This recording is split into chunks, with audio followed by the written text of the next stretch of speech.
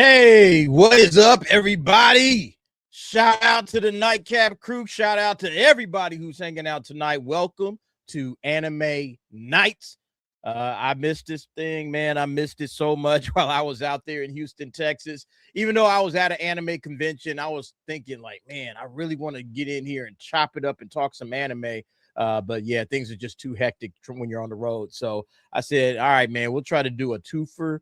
You know, we'll try to wrap up last week and this week all in one. But so glad to be back, man. Thank you all that came in early. Smash that like button, man. Detroit, smash it if you can. And I appreciate all of you guys, man. We got some cats hanging out in the back. Okay, everybody's here. We're going to chop it up and talk about some anime topics.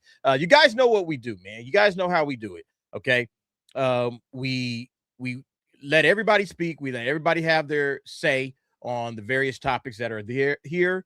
And then, you know, we kind of go over our own, rundown of what we're watching, what we're not watching, you know, what all of that good stuff. We're going to do everything that we normally do here on Anime Nights. But I did want to open it up for a possibility of a little action. We're supposed to be, you know, more inclusive with the games and what's the word I'm looking for? Game shows. Yeah, game shows. Because that's what my son does at anime expos and anime conventions. He does a lot of games. He plays Anime Family Feud. So we have a trivia game we might get to if we have enough time, and I'll show you guys how to play it. Everybody can participate in that, so that should be a lot of fun. But yeah, we're going to talk about Hunter x Hunter coming back to Crunchyroll. And the question I had is, why was it ever off of Crunchyroll? Because that's wild to me. We're also going to talk about My Hero Academia is returning to next, I think tomorrow, right? Yeah, My Hero Academia is coming back tomorrow, and I think for a special, you know, episode. So I'll let Name kind of lead the way on that because I'm pretty sure that he knows what's going on. We'll also talk about anime piracy. It seems like we're always talking about anime piracy. We'll discuss that because there's something big with that right now. Now it seems like not only are they going after platforms, they're going after individual uploaders.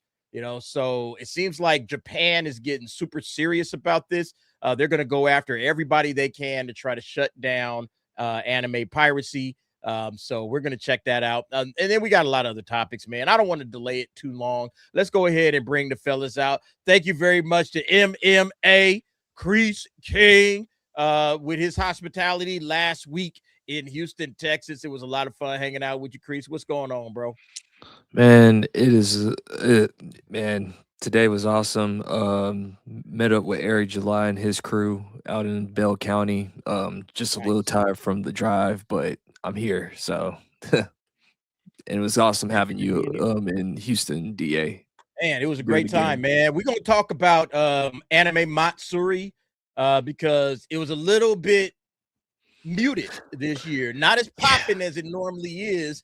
And this might be due to some of the drama going around One Big Mañana. So we'll talk about that. We also got, of course, Name in the house. All right. Hey, Name, are you still out there in communist land? Is that where you at, bro? Bruh. Be careful, bro. Yeah, man. I thought because he was like, what, 2 weeks ago? That's the last time he was still there. How long you there for? Until the 12th. Until the 12th? Damn. All right, man. Good luck, man. I hope they don't bust you on this one. Out there in communist, what is it, Vietnam, right? Shit's crazy. Yeah, bro. Hey, man. Well, thanks for making it over here. Appreciate it, man. Sci-Fax also in the house. What up, Sci-Fax? What's going on? At least, at least for name's sake, I mean, he can at least just, I don't know, blend in and get out of there. But, all right. Brandon, the anime guy, is hanging out with us. Brandon, how you doing, brother? Well, I'm actually kind of cool in the basement tonight, even though it was hot as balls outside all friggin' day. I love the idea of summer, but I hate summer. It's just too damn hot to do anything fun. So, but you know, with all the craziness that's going on in the world, I did stumble upon something very cool that I want to share because it happens only once a year, and it's Discotheque Media Day. Yes, Discotheque Media. I'll have to show you what they're coming out with, and it's good stuff. Okay, so. we'll bring it up. We'll bring it up first after we Hey, introduce hey, our hey, last yeah. guest, Stacy Gardner in the house. Last one, What up? Stacy. What's good, brother? How you doing? What? You're muted, dude. Your mic's muted. Stacy, can you hear us? No, his mic's muted. He muted his mic. Yeah, I see him, but Control D. There you go. there you go. Stacy, what's up, man? How you doing? I think Can't he's hear. frozen. Can you hear me now? Yeah. Yeah, I can okay, hear you're you guys. frozen. Can you hear me? Yeah. Yeah, we can hear you now. Yeah, I think Yeah, you might you be were- frozen. you were Testing. muted. You 1, were 2, 3. frozen Can you for a hear little me? bit, but Yeah. yeah, we can hear. We you can now. hear you just delayed again. Oh, yeah, Yeah. you might be delayed. Yeah, I that delay just- is I something just- else, man. I just want to say if anybody ever that's- thought we're not a that's what supporter, happened. do you recognize his shirt, DA? It's Do you it's recognize Yeah, what of that? course, happens man. when That's our anime kid shirt. Thank you for supporting that. headset? Oh, what's up? What's up? Hey, you might be surprised later on. Well, on Sunday night, I might have another shirt to fucking display it too. So we'll see. I don't know. I might be a supporter. We'll see. Hey, look, just speaking of that, man, we do have our other channel, Anime Heads, which is the main channel for this particular stream, Anime Nights. So if you have not already subscribed to Anime Heads, get over there, subscribe. That's where all of this is going to end up eventually. So one day we're going to be over there on Anime Heads just streaming away, and y'all ain't going to know because you're always on my channel. You can be like, hey, DA, whatever happened to Anime Nights? It's like, yeah. You get misdirected to the proper channel, and you know what? That Facts. channel is where we're at all the time because Anime Heads is what's up, and also this supports that channel. And then you know what? Like that's how DA and well his son and stuff like that's where their channels go to, right? Yep. Absolutely. A hail to Hypnotic. We got a Hypno raid Love it. coming through. Shout out to Hypnotic. Shout out to the Bigot Army, fellas. Shout out to the We Biggie are Army, literally baby. just getting started, man. Yeah, I see him rolling in, man. Hail to the Bigot Army. Hey, we are here chopping it up. If you're an anime fan, I appreciate you guys hanging out with us. Get over there, not only to this channel, if you haven't subbed already, sub to this channel, but subscribe to Anime Heads. That's where all of our anime content will be going forward. So I appreciate Hypnotic doing what he always does, sending y'all my way so we can chop it up and talk about anime, man. We got some anime experts right here on the panel. Brandon, the anime guy, Name, MMA Crease King, Cyfax, and Stacy Gardner. And fellas, I'm telling you right now, man, I am digging the hell out of the Exiled Heavy Night, which is a new one that just dropped. Bro, that's a good ass anime, man. I'm loving that shit. Exiled Heavy Night. I mean, if you're a fan of MMOs, like, because like I played MMOs for like 25 years plus, you know, like ever since like Dark Ages of Camelot to I mean, there's a few others, but obviously World of Warcraft or whatever. But if you're a fan of those kind of style of games, doing that kind of style while in like kind of mixing it with anime. And then, you know, it's like anybody who's played those style of games, there's always those kind of shitty classes or whatever. But it's like, well, if you do them right, they're actually some of the best. Fucking lovely. I think they're doing it really good. The only thing I have against it is that they do way too many replays. Like they do too many like 20-second, 30-second replays of shit that's already happened. And they do that every episode until this last episode. They just let it play, and I was like, just continue to do this. The last episode that they released was really good. I wish they'd do more of that. Yeah, I'm not familiar with the manga. Kurokami is saying that it was censored, but it was good up to where I read Too Full of Identity Politics, though. I didn't see any of that. I'm not sensing that myself. Can't say that it's not there, but like first 5 episodes are bangers, man. I love it. All right. Really good fantasy anime. So I'm enjoying the hell out of that at this time. But yeah, anything you guys watching that y'all want to shout out before we get started? I have finally got to Mazuko Sensei. Mushoku Tensei. Tensei. Oh, Yeah. okay. Jobless reincarnation. Yeah. How you I feeling finally about got to it. I finished the Apocalypse Diaries, like season 2. Ooh, very good. Yeah, Apothecary, finished that yep. one up. And yeah, that's what I got so far. Oh yeah, You and are I doing the finished Lord's work, my friend. Well, You're you doing finished the them Lord's up. What do you work. you finished them up? What do you think? ReZero. What do you think about them? I mean, they're awesome. I mean, Would you right recommend them now- to everyone else? yeah. So far, they're pretty good. Yeah, they're Okay. S tier level shows. So yeah. they're Oh worthy. yeah, they top notch. Yeah, both of those. Name, I don't know what you watching over there in communist, wherever you at. You in commie? where are you again? What's city? Maybe we shouldn't Bro, shout it out. he's- Where- that's all that matters. He's somewhere in Vietnam. All right, he's in Vietnam. Vietnam. Cyphex, you an asshole. Bro, Are you able to watch I'm anything around. out there? I got the VPN, but I have little cousins running around, so I can't watch as much of the crazy stuff that I watch in the States. So I really scaled it back. You know, I'm just watching Gundam. There's the Kirby anime that I'm rewatching in Japanese.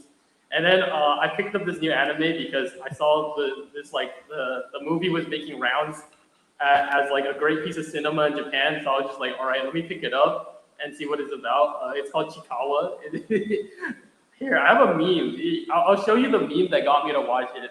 It had me dying because Is it the that? kids Is was that around- the weird little like cat meme or whatever? Yes, it's that like one, three. dude. It's like the three cats. Yes, Okay. yes, it's that one, dude. The way they talk about that movie, I was Dude, just like, you know all what's right, let me funny? see what it's I about. I And saw then that and I was watching like, that I bet Discord, names. Like, all right, I gotta see what's going on. Dude, I saw that and I was like, I bet Name's gonna try to talk us into watching this bullshit. Like, I saw that, I knew it. I knew it. Considering how Name's always trying to throw people in Hello Kitty jail, I'm not surprised. I mean, Name, we'll never let that shit DA already has DA has his picture. I sent it to him. I sent DA his picture. He knows what's up. Hey, Brandon, you got something you want to share with us? What we got, Brandon? Well, this is what's still on the list. I'm down to 16 shows. The real I anime tried list. to keep watching Neko Cat, but nope, I can't do it. But what's left on here is the best of the best of the best. If you're not watching all of these, seriously reconsider what you're doing with your life and watch these shows.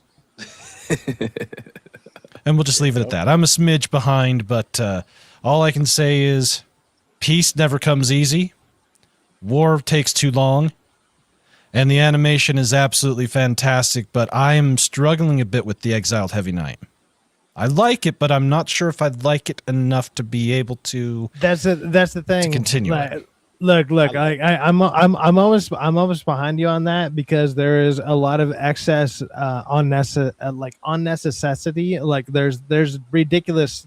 They just do these long shots that look cool, that look animated for no reason, and it's like they just waste a lot of time to tell probably a pretty simple story, which is, Yeah. hey, we're playing a bunch of classes that are underrated in a game, but we're living that game. And if you play these classes right, they're actually really dope. And anybody that's been an MMO player for a long time knows that's actually kind of true sometimes. Like, so I think that's why it's actually resonating with a lot of people, because a lot of people that are anime people. Yeah. Sorry. Yeah, it's got that gamer. Well, It's a game. mechanic in It's a it. game. Well, it has a massive gamer base behind it. It's Yeah. it's an anime It's a that's pacing more. problem. It's an anime that's more for focused towards RPG players mainly, because like if you play games like Well, Final MMO Fantasy RPGs or Final Fantasy, specifically. yeah, Diablo's, Final Fantasy Tactics, because that's actually more hitting at it for me. You're going to end up playing that kind of game and then sitting there going, okay, what skills does this character need to learn? What skills does this character need to learn from the knight class, the monk class, the black wizard, the white mage? That's where it's coming off as. Well, like if you played MMOs before, like the other aspect of it is like, there is there's usually always a class. There's like, this class sucks for 70 levels until you hit the top level, And all of a sudden that class is like, well, if you get this one skill and you get this thing, all of a sudden it's the best class in the goddamn game. But you got to grind through all the bullshit. And like any MMO player at all understands that fucking sacrifice. And so it's that, I think that's why it's appealing to so many people, because it's like a lot of us did that. We did that with so many games back in the day, and it just resonates, you know. All right, and I agree, because Brandon, that's what it is. Like, for example, shared back here. Let me bring this up as well. When you're playing a game this, like Brandon? Because Brandon's been trying to share this all night, so go for it. Well, I would say, Stacey, go ahead and finish what you're going to say first. Then we'll talk about the Discotheque Media Day, because it was fantastic. Right. Go ahead, Stacey. All right, thank you, Brandon. For an example, Cyfax, like if you're playing Final Fantasy Tactics and you're using the monk, at first he kind of sucks, but once you get two attacks on him, he's basically broken. One is called Chakra, which basically allows your monk to basically heal not only himself, but him or herself, but like anybody else with HP and MP. And then there's one called Aura Blast, where he basically launches a fist attack from a long range distance. So with those two attacks, the monk is basically unbroken. Which is also from D&D, but yeah, you're exactly right. Yeah, you gotta love the broken classes. All right, so every year at this time we have a little thing called Otakon, and Discotheque Media loves to absolutely go apeshit crazy with the stuff that they put out. So this year was no different. They were dropping hints as to what they were going to release. They had hints, and I want to show this little trailer that they did where they showed some that they've released in the past. Some really good stuff. It's only 2 minutes long. Check this out.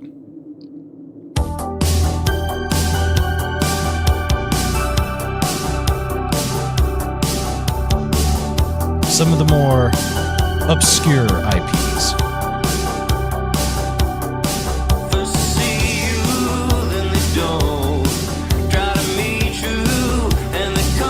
So yeah, if you like some of these more obscure ones, they're good. I'm not sure about the song, so I'm going to actually kill it back or scale it back a little bit to where it's not quite so over the top.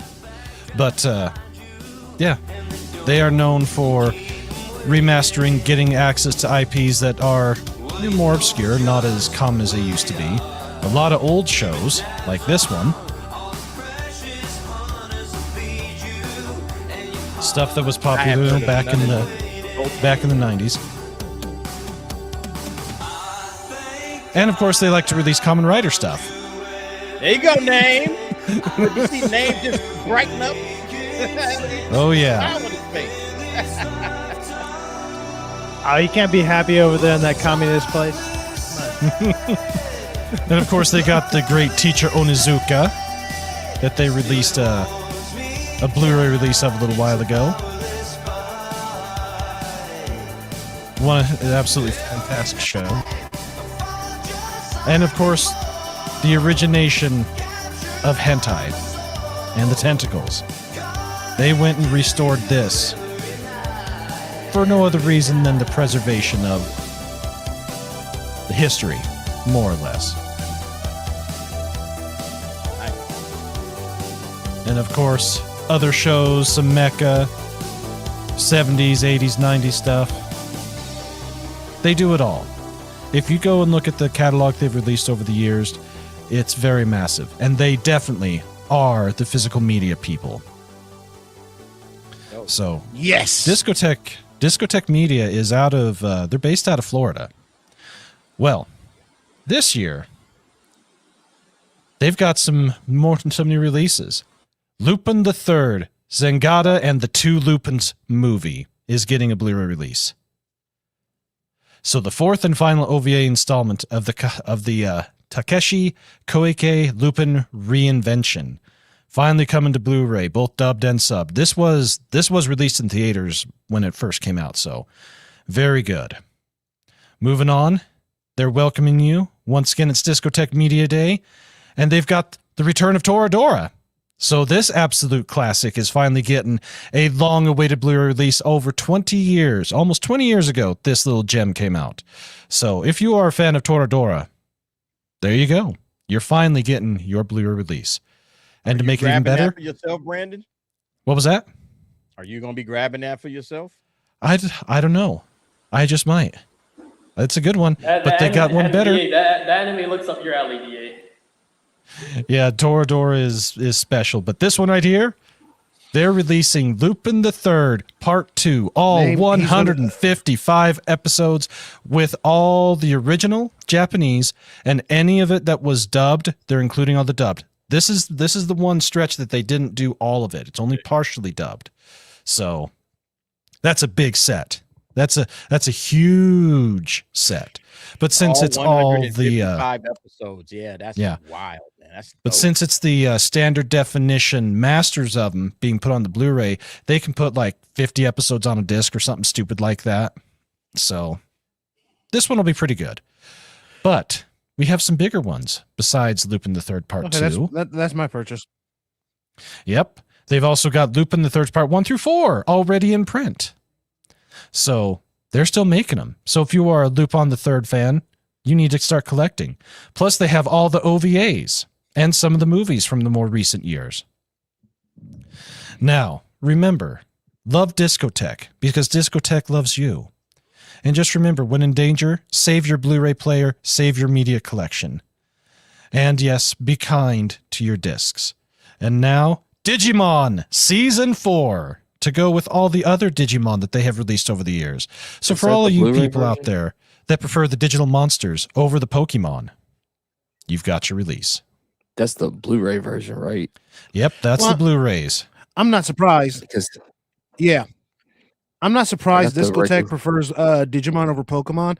It was more straightforward than Pokemon was, even though they were competing with each other a little bit. Yeah. Yes, they were. And I know a lot of people that prefer the Digimon, but they've got the license and they're printing them. They're making them. I mean, I got the original box set of the first 4 seasons, like up there or whatever, but I didn't know that they got the Blu-ray versions of Digimon. I might just have to pick those up. Yep, they do. And now, time for Pony Pony Dash. So if you like gags, and more gags, you get this little classic from way back in the day to go with it too. 26-episode series. Another one pulled from the IP hell and released in all of its glory.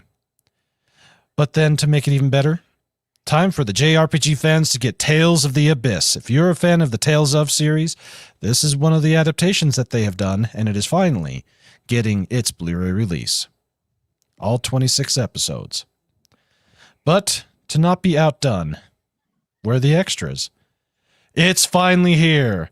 This is the one that I have been waiting for forever. If you are a fan of mecha and you don't know what Patlabor is, you need to get yourself brushed up and watch this TV police procedural show. It is fantastic.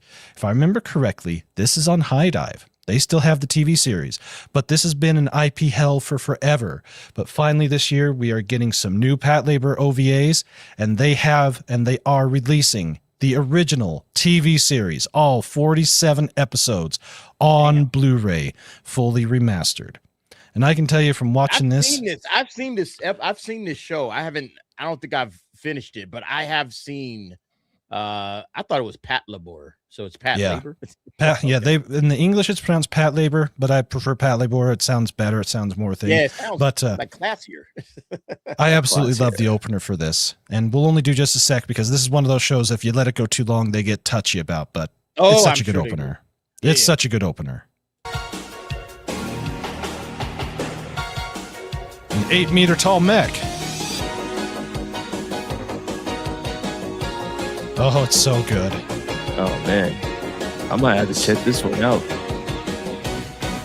Oh, it is. Same. This is looking really good. Yeah. Oh yeah. And it's. Can I just say one thing? Really I nice. love old anime. I love old school anime, man. Can I just say this? Brandon, the anime guy, has the best radio voice on this podcast. I just gotta say that. Why? Thank you. But yes, they've got all 47 episodes. The dub, the sub. Everything coming later in 2026. But you want more Patlabor? Well, guess what? They have the Patlabor The New Files also coming out. So 16 new adventures of the SV2 team. So we get the original. We get some OVAs. What? You want more Patlabor? They're even releasing the movies! And for those of you who have never seen the movie, Unfortunately, this is one that we really got to be careful with. Yeah, don't. Yeah. Yeah. All I'll say is it's gorgeous. And of course, it's Oda. Don't mess with Oda because he's all, I'm going to get you. That's what's up. So gorgeous. So good. All 3 Pat Labor movies. And if you've ever seen them, Oshii directed the first 2. And you know he did Ghosts in the Shell. So this is what he did first. You want to talk about more of that kind of existential dread dealing with cyberization, or in this case, just 8-meter tall mechs? This is it. So good. Where to buy? Amazon. Because that's where you need to go. But wait, there's more. The Big O is finally making its return. I got that one on Blu-ray already. Mm-hmm. Oh, yeah. Same here. When cast in the name of God, ye not guilty. That's right. Season 2 now included the 5.1 audio mix in the English dub. So, Season 1, Season 2, coming to Blu-ray, and brand new packaging for the Big O. Be sure to follow them on all of the social media platforms. And then, of course, Digimon, the Movies Collection 3. Wait, there's more Digimon. Just when you think it's all done, more of the digital monsters come out to play. Hey, Brandon, is this just endless? Because you're just going and going and going. Just going and going, bro. Almost. We're getting close. This is endless, man. This thing is just going. They got so much coming out, man. It's crazy. This is all that they just talked about today. But then what's this? Kamen Rider Super 1 is getting a Blu-ray release. So for all of you Kamen Riders fans out there, Name, I'm looking at you. You get to see Super 1. And that Name already Name over there ordering it up right now. That's why he ain't even paying attention. He got another tab up. He go like, let me get this Kamen Rider. That's what's up, man. Yo, man, that's sick, man. That's a great DA. DA. Hey. Yeah. I'm gonna tell you this right now, bro, and Brandon will back me up on this. Disco, they would try their best to get it and get it to you, and they know how to sell it at the right price. Discotech literally was the only challenger to everybody else. Mm-hmm. Nice. He like I bought a couple. Like I only got like one thing from Discotech, but yeah, when they do go on sale, they do try to hook you up though. Like they want you to come back. Like, yo, remember us. Like when Right Stuff was still around, it was them and Amazon that sold their stuff. But as we all know, CR is AH, and we can't trust AHs, so no assholes. All right. Let us move on. Thank you, Brandon, for that. Thank you. Commercial. Man. Yeah. Yeah, look, man, Discotech says thank you as well. I love it. They've got good stuff. Let's go ahead and kick the show off. You guys know we always start with some fun before we get to the crazy stuff. And I thought this was very interesting. This is a teacher. It's out there at the anime convention. Someone on Red Note found out their teachers were dating because they saw him cosplaying Ren and Archer at a convention while holding hands. And look at this goose reaction, man. He was like, fuck, I got caught by my students, man. I just thought that was hilarious, man. I don't know if they're not allowed to date. It's like teachers probably don't really. Not. Yeah. So he got caught in 4K and he's pissed. All right. You see her trying to hide her face. He was like, shit. They got us. They got us. Be careful out there, all right? When you cosplaying and you thinking your students don't go to anime conventions. Nah, your students are at anime conventions, all right? And they looking for y'all. Yeah. Anyway, I thought that was just kind of hilarious. Another thing I thought was hilarious was this one right here. This life-size anime girl figure costs $8,000 and weighs as much as a large dog. Name. I think we got your waifu, man. Bro, what do you mean? Life That's size, for you. name, That's for ready you, to throw bro. down Hey, 8 everyone, if you guys, when you donate to DA's channel, this goes towards the fund for this for him. He wants to put this in the back of the room, bro. Yeah, we got to get Name a waifu, all right? I'm just gonna say this: if it's on his wish list. if that That's Kurumi from Data Live. Yeah, there's like so many people who are just gaga over her. So name when you get back to the States, bro, we'll have this ready for you. The fact that you already know that is crazy. I mean, it's crazy. Can you even move this? Because it weighs more than you do. Like so. Yeah, so Kurumi Tokasaki from Data Live stands 4 feet, 5 feet 4 inches tall, weighs over 100 pounds, and even comes with the real fabric. Oh, you don't got to height shame him like that. There you go. If you're a gooner and you're just like, man, you know, dating is hard out there. It's hard out there in these dating streets. There you have it. All right. Name just like, man, hey, just drop some super chats. DA will take care of that for me. Shut up and take my money. Right? Well, there is the old saying, gooning makes you feel good. So yeah. Yeah, I don't think we can talk about what Name would actually do if he had that. Name is kissing strays in a different country already. Names like I can't say. He'll never be released. I'm in commie Vietnam. I can't say what I want to say. Anyway, let's get to it, man. You guys know we run down. If we talk about what Name wants to do to this thing, I mean, they might actually keep him where he's at. Like they might actually keep him there. Is it posable? I don't know. How real is it? I mean, like if it's $8,000, right? The thing is, what is $8,000? You would think you should be able to just kind of do whatever you want to do with it, right? You're paying $8,000 for this. Yeah, I mean, to be fair, if I'm paying $8,000 for anything, I'm gonna do whatever the fuck I want to anything. What I paid $8,000 for. To be fair. Yeah, exactly. I mean, I don't care if it's a car or whatever, and if you want to get all explicit with it, whatever. If I drop $8,000 on anything, I'm gonna be despicable to that thing. Like I don't care. I mean, you pay for it, you might as well. Pause. I mean, right? No, there's no pause. There's no pause. It's full throttle, dude. There's no pause. I just had a better idea. Why don't like DA? Why don't you get this for your? Dude, why don't you get pause. this for your boy T, bro? Why don't you get it for T? Maybe.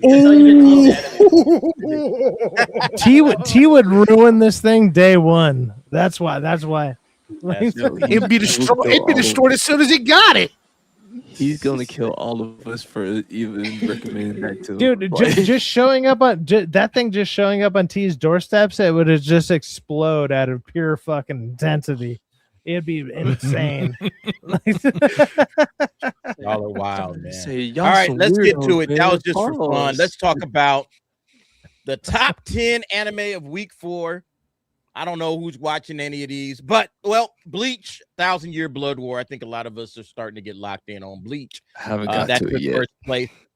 Mushoku Tensei, you had mentioned that earlier. MMA Crease King season 3 is number 2. Though I Am an Inept Villainess at 3. The Saga of Tanya the Evil season 2 at 4. Jadugar, Witch in Mongolia at 5. The 100 Girlfriends Who Really Love You season 3 at 6. You and I Are Polar Opposites season 2 at 7. Smoking Behind the Supermarket with You at 8. Love Unseen Beneath the Clear Night Sky at 9. And I Want to Love You Till Your Dying Day at 10. I am watching, and now that Bleach is in the mix, I am watching Bleach. I got Mushoku Tensei, Tanya the Evil, and Smoking Behind the Supermarket. So I'm not really like locked in on this list, but what do you guys think? Is this fair? Is it a good top 10? I'm just really ready for Brandon's list, to be honest with you. Yeah, same here. I think number 1, Bleach, actually makes sense because of the fact that this is basically one of the last few arcs. So they're going to try and go as hard as possible with it. So number Bleach 1, Bleach. I'm not surprised. Bleach got people getting divorces. Oh yeah. No, I here's a funny story. A friend of mine today was hanging out with his wife, and she left the room. Right, we're all talking about some of the Bleach characters. My friend Eddie basically says, "Oh yeah, man." He's like, "Man, if I wasn't married to my wife, I'd marry a woman like Rangiku." And sure enough, She walks right back in the room when he says that. I'm like, oh, you just got married last week. You're getting a divorce next week. Shit.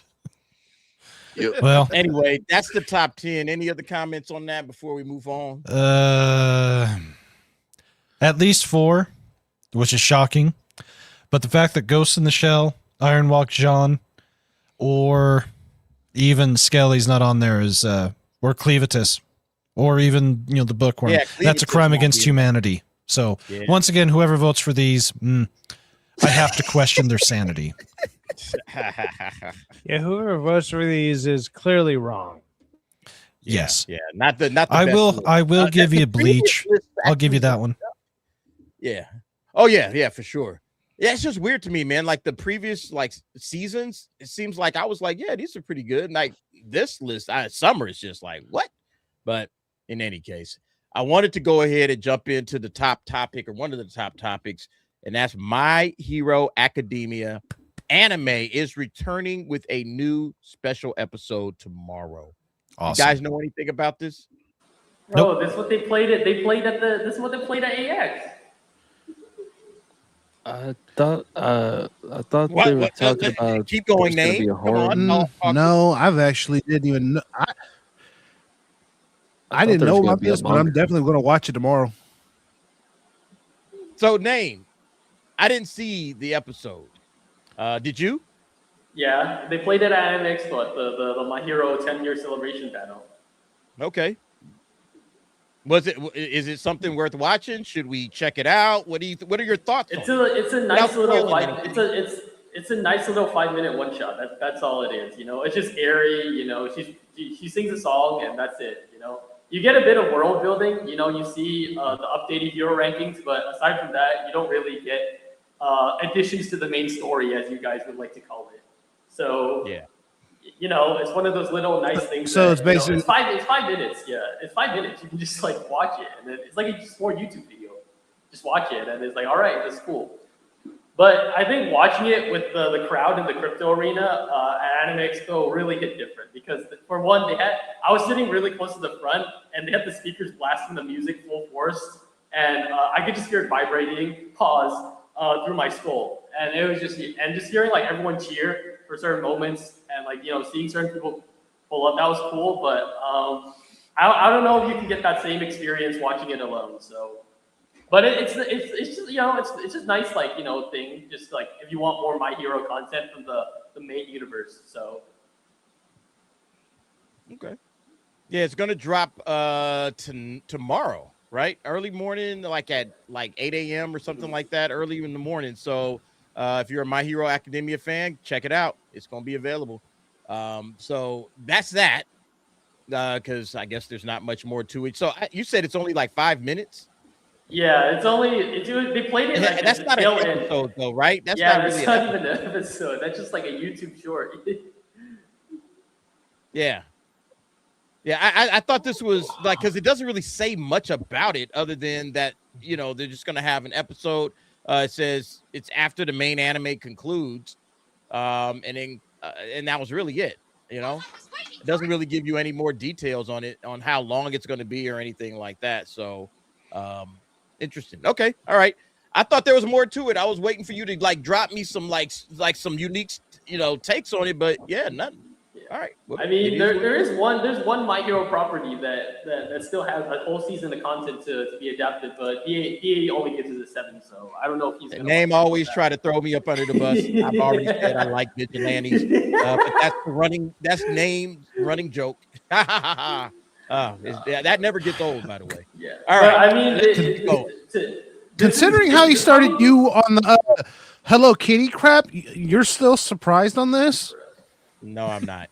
But I mean, Not at to all. be fair, this is probably the last My Hero content you're going to get for a long while, unless they in the main universe, unless they make another movie to profit off of it. Because as far as I know, they don't have any plans to. So after this and Vigilante's final season comes out, whenever that is, My Hero's probably done, unless they come back for an anniversary, like Assassination Classroom did with their 10 years later. So I would just cherish this because.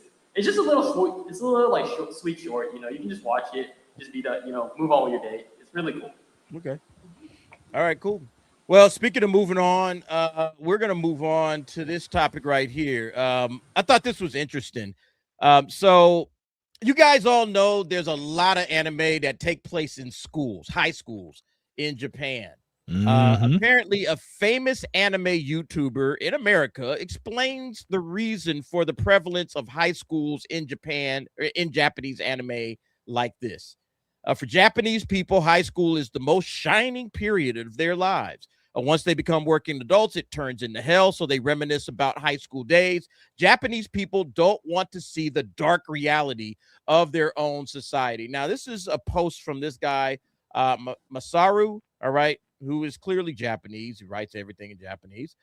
He says, but I think this is a pretty sloppy take on Japan. First off, people who still love high school anime, even as adults, couldn't possibly have had fun high school days. If anything, the ones who truly enjoyed high school probably don't cling so strongly to school anime even after growing up. In reality, plenty of people would say their school days were hell because human relationships and their range of activities were narrow with no escape. Plus, Japanese people don't just watch anime. Drama and movies dealing with work-life poverty, family issues, crime, healthcare, and politics are normally popular too. It's just like us here in America.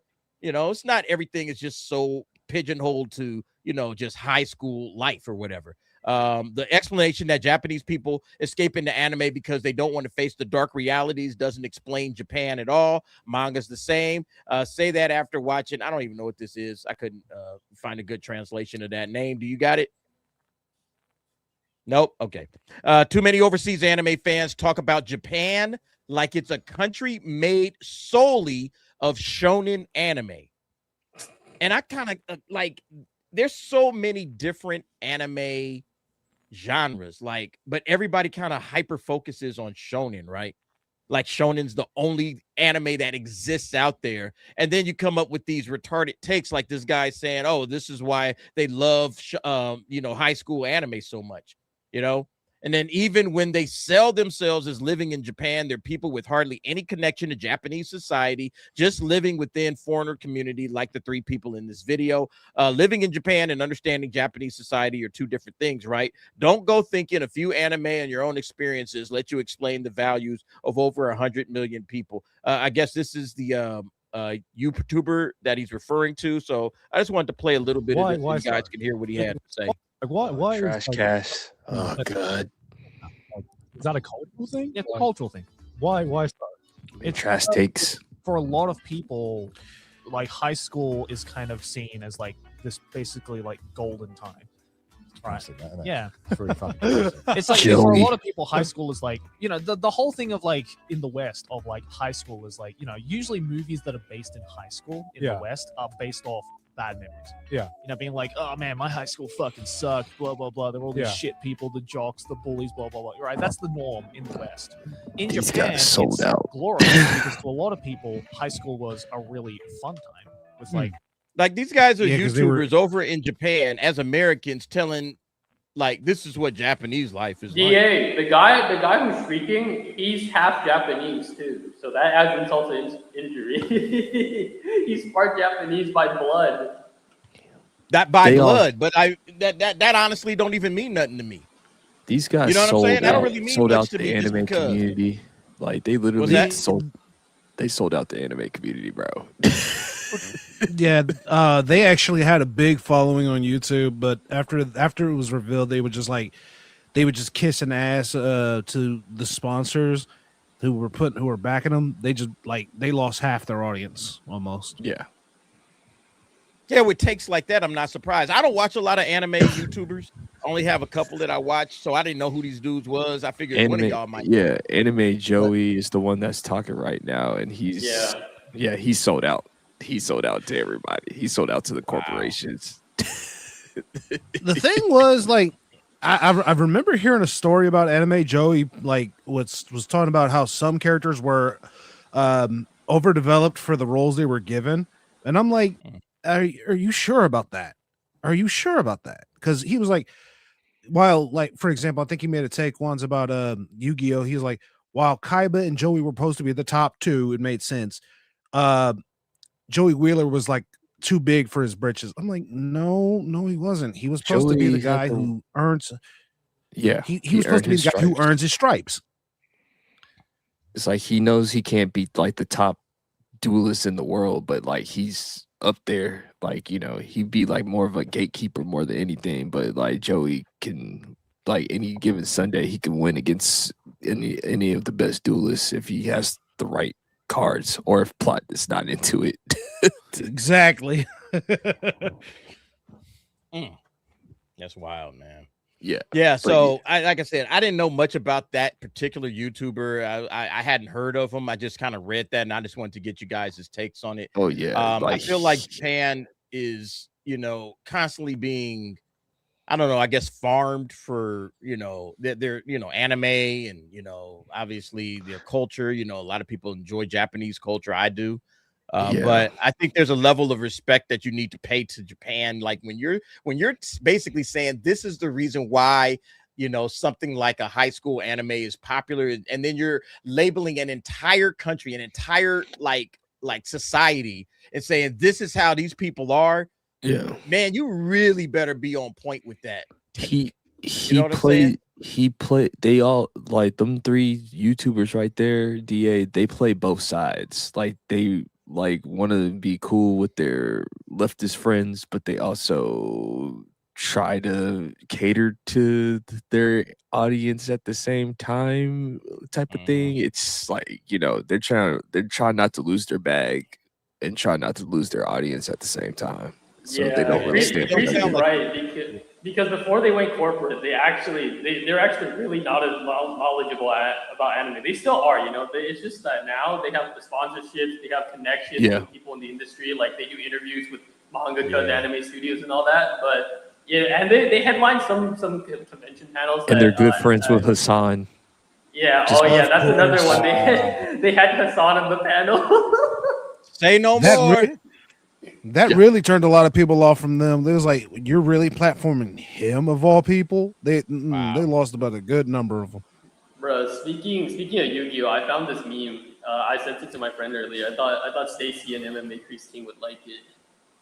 I don't know if you can open it because it's an Instagram reel, but yeah, let's. They brought up Joey Wheeler, so I was just like, all right. Oh, is it the Joey Wheeler's the greatest duelist of all time or something? No, I don't know. It was just a reel I just sent my friend. It was just like Joey. It was just like one of those, like, what's it called? Poorly done put dubs it in the YouTube. private chat. I see it. Yeah, it's like it's a bootleg. It's one of those like abridged dubs. Oh. No, because I got a friend Vagabond. He believes that Joey's the best duelist, and I'm like, dude, everybody knows it's Kaiba, but you know, it is what it is. Here we go. All right, we moving on with this one. It's our weekly talk of piracy. All right, nice. You guys have heard the news, the big news about how Japan is now going after pirates and cracking down. It's now going directly to the individuals. All right, it's not just tackling out these big anime streaming sites. Now they're going after the actual individuals. Okay, Japanese authorities have reportedly made the country's first arrest of a major first uploader on Nyaa, one of the largest torrent indexes for anime and other Japanese media. The suspect was arrested on suspicion of uploading the NHK drama Midnight Taxi to Nyaa, making it available for download via BitTorrent. Kyoto Prefectural Police investigated with support from the anti-piracy group KODA. Unlike previous cases focused on downloaders or smaller distributors, this targeted the person accused of first uploading the copyrighted content. Authorities believe stopping original uploaders has a greater impact on piracy networks. So they're not just saying, hey, we got to take down High Anime, or we got to take down, what was the other one? Anime Kai. All right, we got to take down these major like platforms, these major pirate sites. We're going to go after the single individual that uploaded the torrent, put it on a torrent site. And this, to me, this is a scare tactic, but I believe one that will absolutely work. Because if now you're going directly after particular individuals, you're not trying to catch this big site. You're going after individual people and saying, we're going to arrest you and we're going to charge you. That's going to scare a lot of folks off. I just wanted to get y'all thoughts on it. Uploaders are now going to be like, ooh, do I really want to upload this? Because they're coming after us now, not the giant site where everybody's at. They're coming after individuals. Y'all thoughts? I think it's a good thing that they're going after the individuals, because if they're just going after the site, that's a wide net to cast, but that does shut down the pirate site. But if you go after the uploaders, that really will make them actually think twice, because at that point there's no need for the pirate site, because you're going to be like, wait a minute, if I upload it to the pirate site, they're going to catch me. So I mean, that's more direct. I think that's good. Man, this is like kind of. What do you think, Crease? This is like. Is this a good strategy? I mean, okay, I don't want to give the Crusades, the Crunchyroll Crusades, their props, but this is pretty smart on their idea. Like, you know, they're basically trying to get rid of all of it. Like, if you upload, we're gonna get you. I'm like, it's smart, but I don't like it at the same time, because the Crunchyroll Crusades are just taking over, and it's getting smaller and smaller, and they want you to buy from them. It's like they took over the whole entire market, man.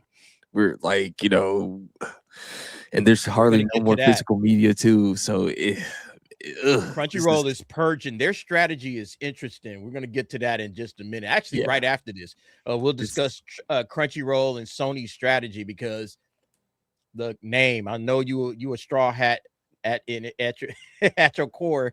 I know that's where your heart is at. All right, but it's looking shaky right now for the Pirates. I'm telling you, man, it's looking super shaky. Yeah.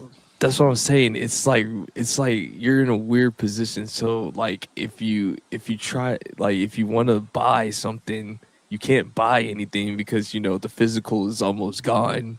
But like if you try to stream it and watch it like pirate wise or whatever, like you're gonna probably get arrested. Right. Yeah, you know what's crazy is that there are full like on X, there are full uploads of Spider-Man Brand New Day already on X, man. My son keeps saying, hey dad, they uploaded it again. It's like they took it down, it's back up in like 15 minutes. It's crazy. They're so fast. You can't stop them, bro. They at some point. I'm not surprised there, because I was Master Duel and I had X up waiting for the message, and sure enough, I seen like 2 posts show up with scenes from Brand New Day. Yeah. Well, I mean, it's like a Hydra, bro. It's like a Hydra. You cut off one head, 2 more appear. But I think what DA said in our little private chat when we have posted about this news, he was right. He's like, they're not going to catch everyone. That's just impossible. But I think that if they can catch a few people and set an example by inflicting huge punishments like fees on them, I think that's probably they're trying to intimidate the rest into like we're not going to get you, but we'll give you this chance to back off. So, and it's crazy that this guy was doing it from Japan, which has one of the strictest copyright laws, and they got him. So that makes you wonder, did they start moving all the operations to different countries then? Because I'm pretty sure some countries, their laws aren't as lax until they need to start working with the international governments to catch these guys. Look, GB Reviews calls it, this could be the great all I know is VPNs in anime form if it continues to escalate. Like now they're going after, like I said, they're going after individuals. All right, burning down the pirate sites at the source. They're getting them at the individual uploaders. The person that uploaded, we got you. Okay, and we're going to take you to jail. And like I said, and I was saying in the private chat, what they're going to do is they're going to punish them so hard and make it so punitive and so like hurtful that the pirates are just going to be like, man, nah. Like the individual uploaders are going to be like, forget it. I'm not doing this. Okay, I'm not doing this. It's hurting me too much. It's going to that's how you. That's the way you stop piracy. Yeah. I mean, but to bring it back to that, to the point that Chibi made, which I think was great, the library, it's like burning the library of Alexandria. You know, we're gonna get into it later, but you know, you think about all these like licenses that expire, or like, you know, Crunchyroll has a lot of anime. Don't get me wrong, but they don't have everything. And you're thinking about the breadth of anime that these pirate sites have. The fact that you know, like I said, it's either you pay an inabsorbent amount of money, or you just have to go pirate to go watch an anime that's not available on Crunchyroll. Yeah.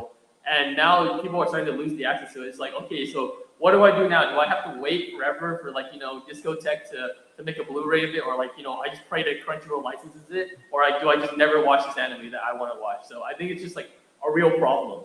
And well, that's the you know, that's the thing. You gotta get your physical media.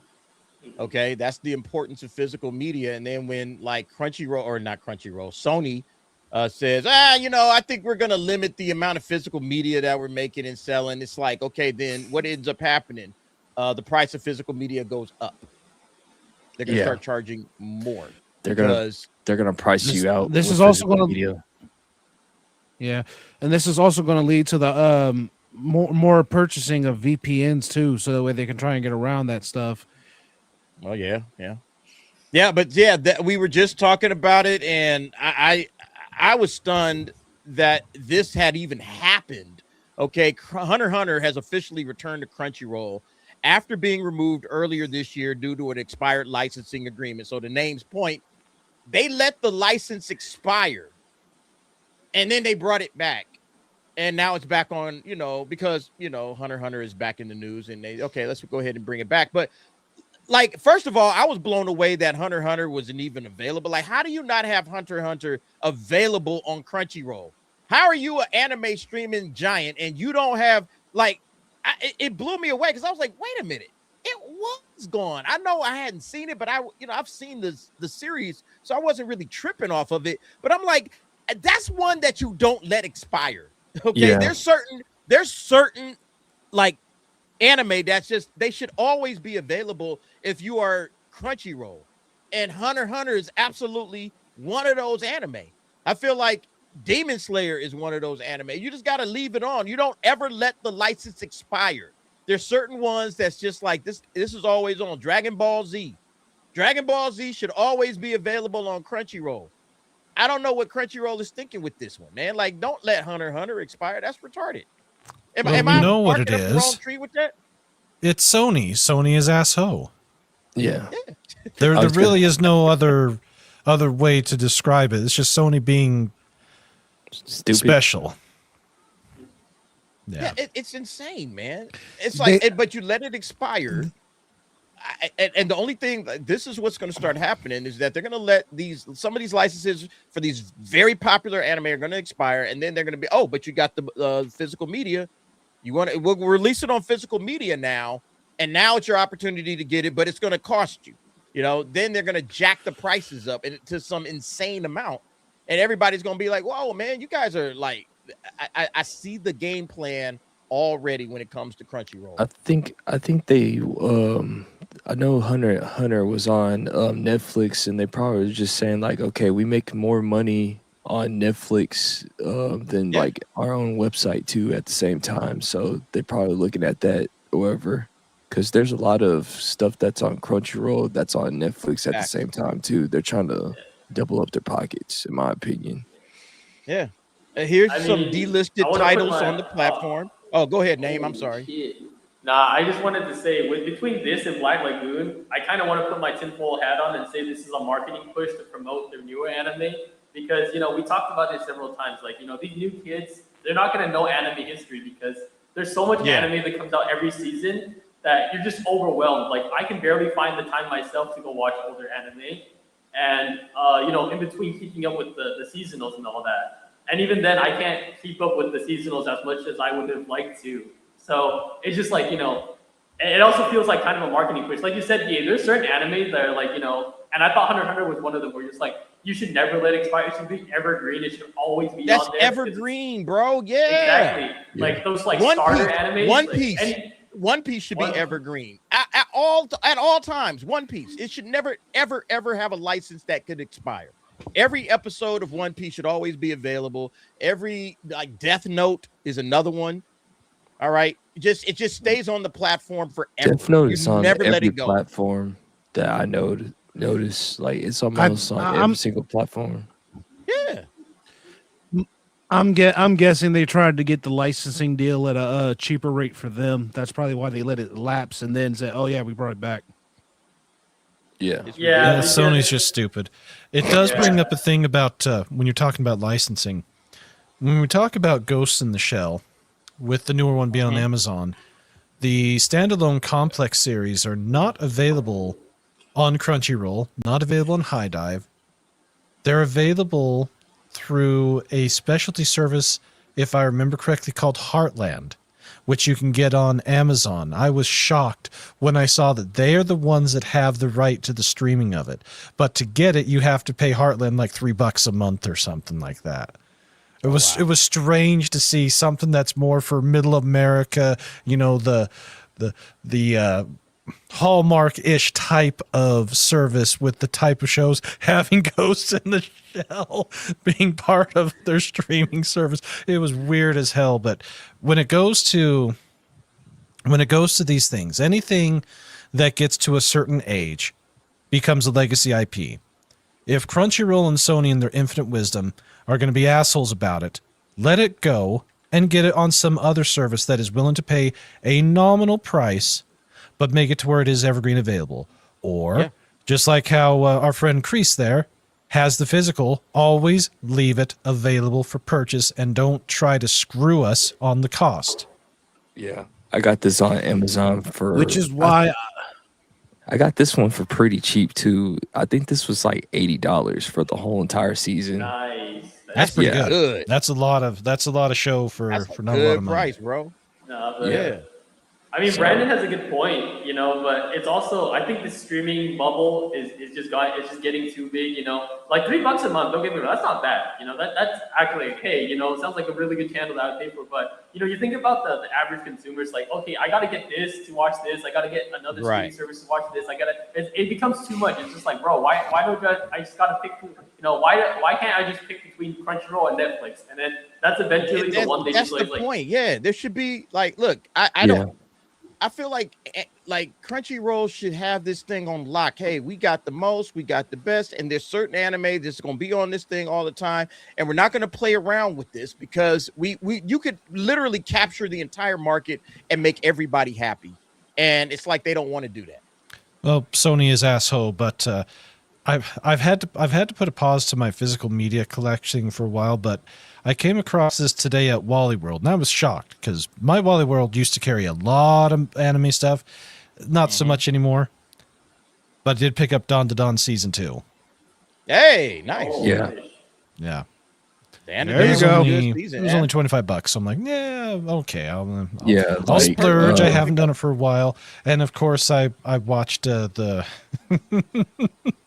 the Exorcism episode again, and I just laughed my ass off every single time at it. So. Yeah, Walmart, like when Walmart puts out the physical anime stuff, like I cop it real quick. Like I got free rent.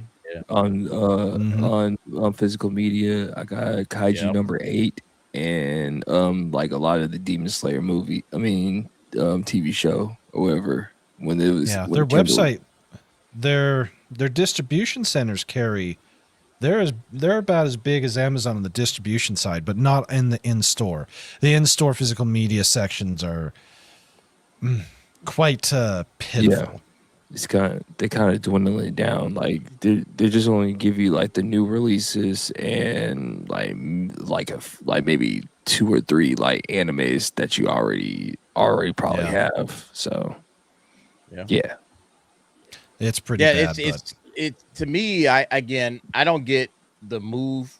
I mean, I do understand it's business and you want to make money. So, but like you're pissing off a lot of people in the meantime. This guy said Crunchyroll recently lost the licenses to a dozen animes. So we've seen the home video prices for them skyrocket. A bunch of anger online and headlines about Crunchyroll's purge. These are some great anime and people are right to be frustrated, but there's more to it. So this is a long post. He kind of goes into you know, the reactions too much, but Crunchyroll is generally very good about maintaining their library. That's it, man. There's certain ones that you just got to keep on there, bro. Okay. And then they talk about the availability of Press anime. X out. Right, exactly. Yeah. And look, all of this is true. All right. Crunchyroll has way more anime than pretty much everybody else. And so you got to respect it from that standpoint. But I think there is a game being played. They're letting certain ones die, and then they're just going to jack the prices up. And then Crunchyroll and Sony will be able to benefit off of that, you know? And so I'm not fooled by this, oh, well, it's all right because Crunchyroll got a lot of anime. No. The prices are skyrocketing, all right, because of what Crunchyroll is doing. So the only thing I can say is, if you love it, get it on physical media right away before it moves off of Crunchyroll or moves off of any other platform, and then the price goes sky high. Just go ahead and get it now. DA, they still haven't got a physical copy for Chainsaw Man the movie, like an official copy in America yet. That's crazy. You're never getting, bro, with that Mappa deal on Netflix, you're never getting that, bro. You're never getting that. Yeah, I got a website where you can find you can find the movie, but in good quality. Don't upload it, man. They coming after this. No, I'm talking about like on the y'all physical. pirates. I'm talking about owning the physical disc or whatever. Got you. When in doubt, if you really want it on physical media, you can always find it. I'll just say it like that. Hit me up if you guys want to know. I think. Hey, look, let me hit some. Go ahead. Oh yeah, go. I just wanted to say because it feels like the West and the East, I think is moving towards this too because they have deals with the West that they're really pushing the streaming bubble thing. And I think as the years go on, like we keep bringing up Sony and PlayStation. These guys are like the biggest advocates for this. That they're really trying to push that digital stuff, like you own nothing, all that stuff.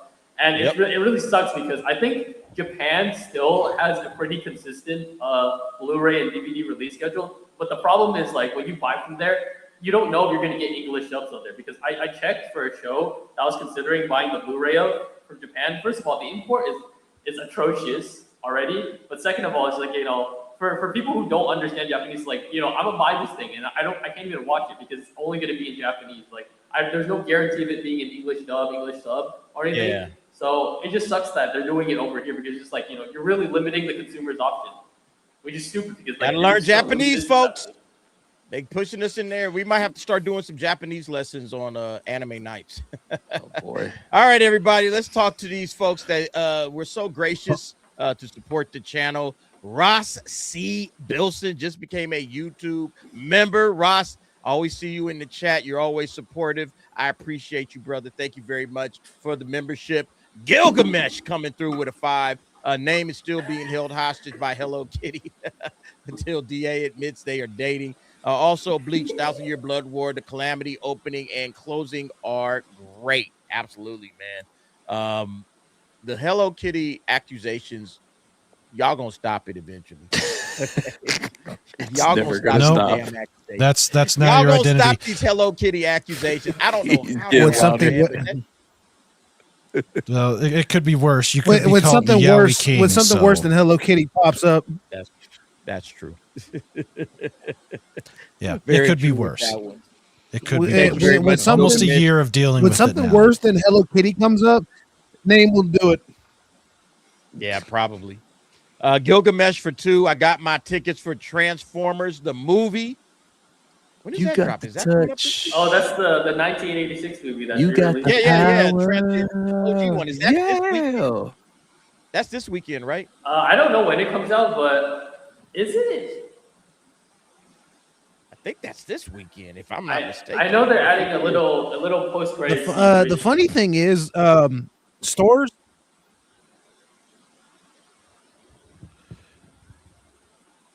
What do you say? The funny thing I've heard is lately, some of the stores have been carrying Transformers, like the Optimus Prime, with the injury that he got in his battle with Megatron in that one, and they're selling like hotcakes.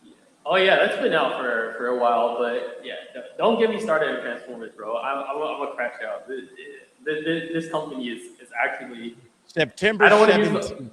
All right. September 17 is when it's dropping. Yeah, look, I'll be seated for that one, man. I'm looking forward to that. That's gonna be dope, man. It's gonna be the Thank day you, before my Gilgamesh. birthday. Yeah, man. There you go, man. It's like, isn't that Talk Like a Pirate Day? Oh no, that's 19th. That's the 19th. All right. Shout out to Now It's Known Mac. Mac. Now it is known. Shout out to Mac. Everybody get over and support Mac on X. All right. Shout out to the Mac. Yeah, he's always good with great information. He's always sharing some interesting topics. Sometimes I just go to Mac to find topics to discuss on my channel. So shout out to Mac for the $1. Thank you. Gilgamesh also just became a YouTube member. Salute to you, Gilgamesh. Thank you for your patronage. I appreciate that. And then finally, of course, Dragon Master Zero dropped 5 Derek the DA memberships.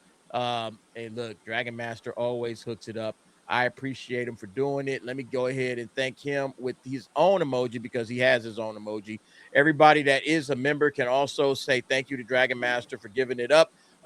You know, a $5 memberships. That means you have access to all the nightcaps. You have access to the emojis. You have access to the member videos and also 1 super chat in a month. So you got all of that thanks to Dragon Master Zero. I appreciate you, brother, for what you do for the channel.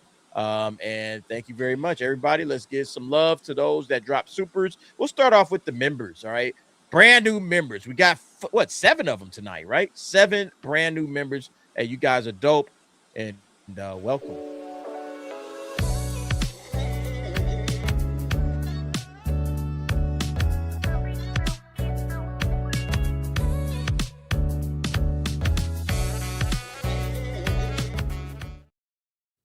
Yes, indeed. Yes, indeed. And then, of course, to the super chatters. Look, a couple of more just came through. Gilgamesh with another 2. DA, I will never stop with the SA and Hello Kitty. With the SA. What's that? Wow. Yo.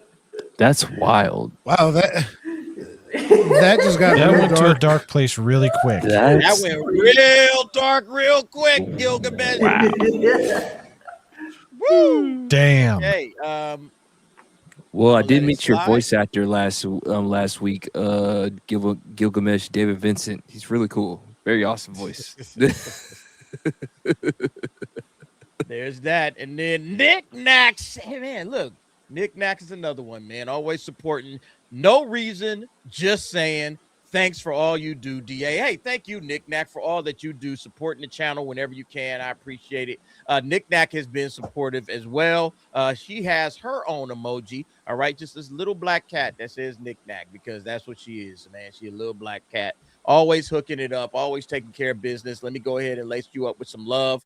And I appreciate it. Oh, look, okay. And then Gilgamesh come back trying to clean it up. I meant DA and Hello Kitty. Yeah, I'm sure that's what he meant. He got that feedback. He said, wait a minute. All right, because you typed DA here, but then all of a sudden you typed SA. I don't know what's going on with Bro, he was talking about Sword Art Online, bro. Sword Art. SA stands Is that for what he's Sword Art. saying? Okay.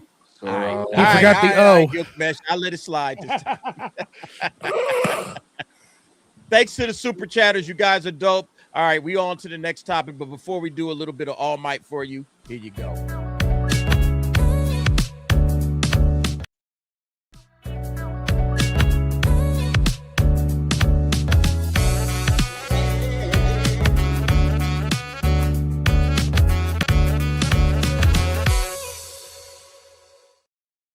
Brandon, what you got up here, man? What is this? The brain rot Brandon is here? real. It is real. We suffered through it 2 years ago. We're suffering through it again. The brain rot is real. So the chain smoking cat ain't good, huh? That's not a good series. I guess not. man, he's laughing. Yeah, he's laughing. Yeah, Probably very no. Well, we just got through talking about Sony and Crunchyroll dominating anime. It looks like they're also trying to dominate manga. Did you guys see this one? The Japanese government and Sony are teaming up. In November of 25, news emerged that could be one of the most significant developments in the history of the manga industry. The Japanese government announced plans to create a global manga platform. All right. So they announced that. according to information heard from multiple sources. By the way, Boichi is another really good follow if you're an anime fan on X. These posts are super long. There's no way in hell we read through all of this because it's like you can see how long this thing is. This thing is a fucking book. All right, this guy goes in, but great follow. I would highly recommend y'all check him out. According to information I've heard from multiple sources within the industry, Sony appears to be the company expected to lead the project. So now Sony is linking up with the Japanese government to look, man, they trying to run the entire show. The Crusades, man. They trying to take over anime, manga. They want to be the distributors. They want to do it all. All right. So they're expected to lead the project. And let me just finish this up and I'm gonna let y'all talk. In fact, Sony's strategy has been remarkably consistent for quite some time. The goal appears to be clear: to build world-class original IP and to become the global leader across manga, anime, and games. All right. The acquisition of Crunchyroll perfectly fits into that strategy. After acquiring the platform, Crunchyroll also expanded into manga distribution. All right. So it seems like Crunchyroll is just going to take this whole thing over. Am I missing something? Because they are jumping in with the government. And like they said, they already got Crunchyroll doing manga. All right. They're trying to create a global manga platform. That's what Japan wants to do. Sony is over in Japan, obviously. And of course, with PlayStation and video games, it just seems like they're trying to cut everybody off, corner the market. And it's just going to be Sony and Japan. All right. Bro, your thoughts, guys. Your thoughts. They couldn't beat Netflix fair and square, so they had to run to Big Daddy government for the bailout, bro. It seemed that way, don't it? No, but I think the idea of a global manga platform is very good. But the red flags, well, first of all, the first red flag was the government getting involved, and the second one was that Sony was spearheading it. Now, those are the two big red flags, because like that's something that I've always wanted to just import the manga directly from Japan, just have translators from there. You don't have to outsource it to other people where the quality control becomes questionable because you have no control over localizers in different countries. But I don't know about this, man. Anytime the government gets involved, like we talked about, it seems nice at first, but they're gonna eventually ask for something, and they don't get involved unless they see something that they can exploit in there. So I don't know about this, man.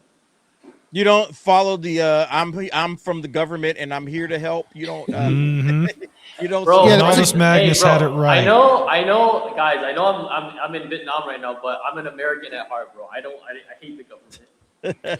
Ronald Reagan knew what he was saying. Yeah, no, we totally do. They also tried to acquire KADOKAWA. All right, and it didn't go through, but they tried.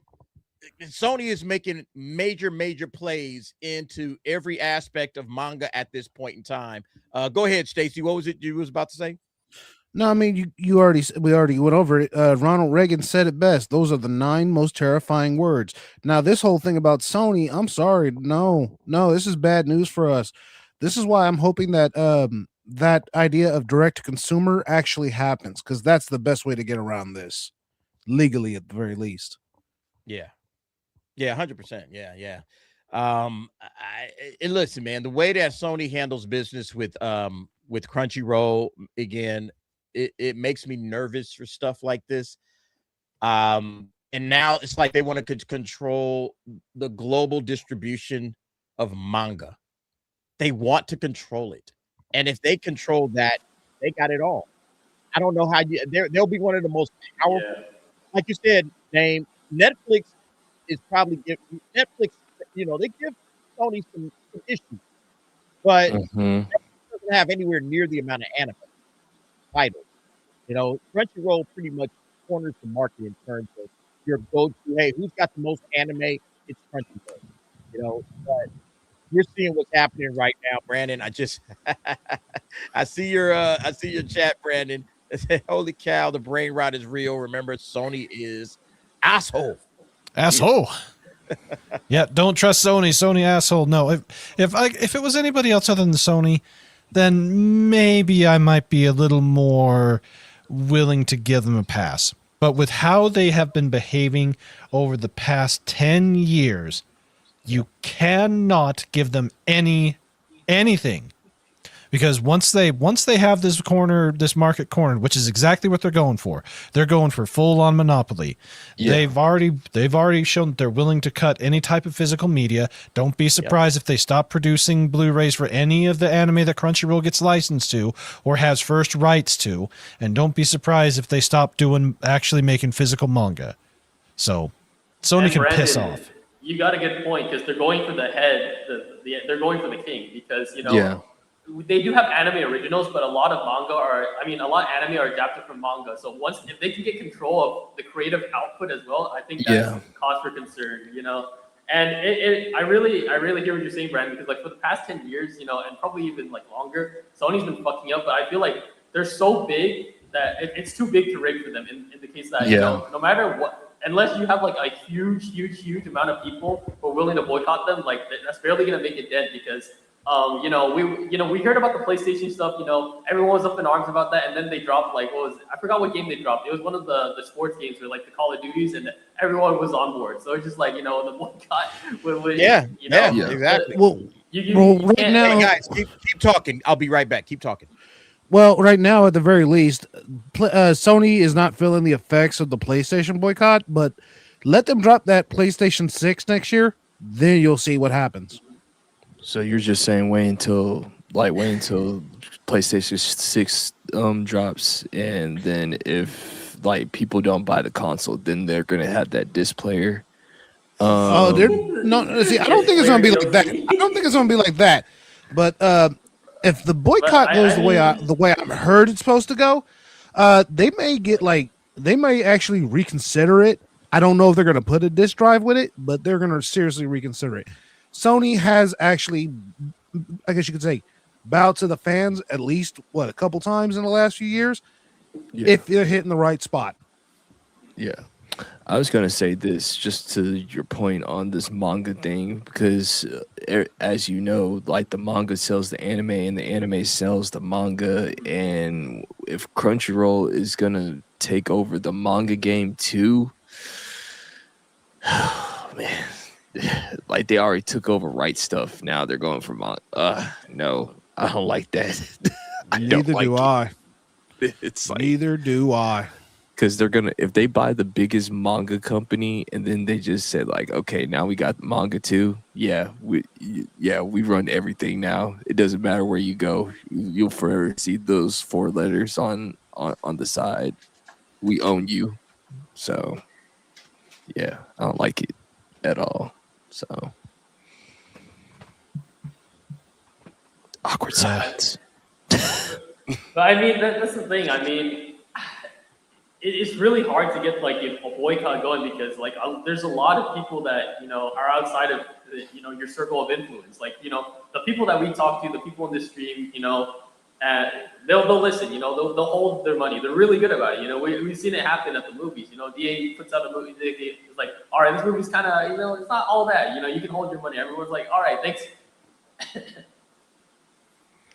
Yeah, I mean, because you're really battling. But it's sorry to cut you off, but it's like the Sony, the gamer player base, that Sony caters to is really, really big, and I think they unless something really bad happens, they could probably make up a lot of lost profit with their game sales, because for some reason people are still doing console war stuff in the big 2026.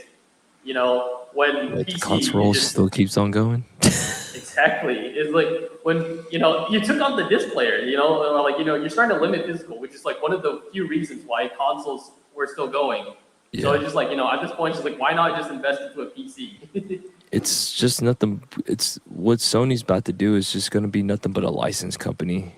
That's what it's looking like. It's going to be if you want to do anything Sony wise, you have to have a license with us. You will own nothing and you will be happy. That's what they're saying.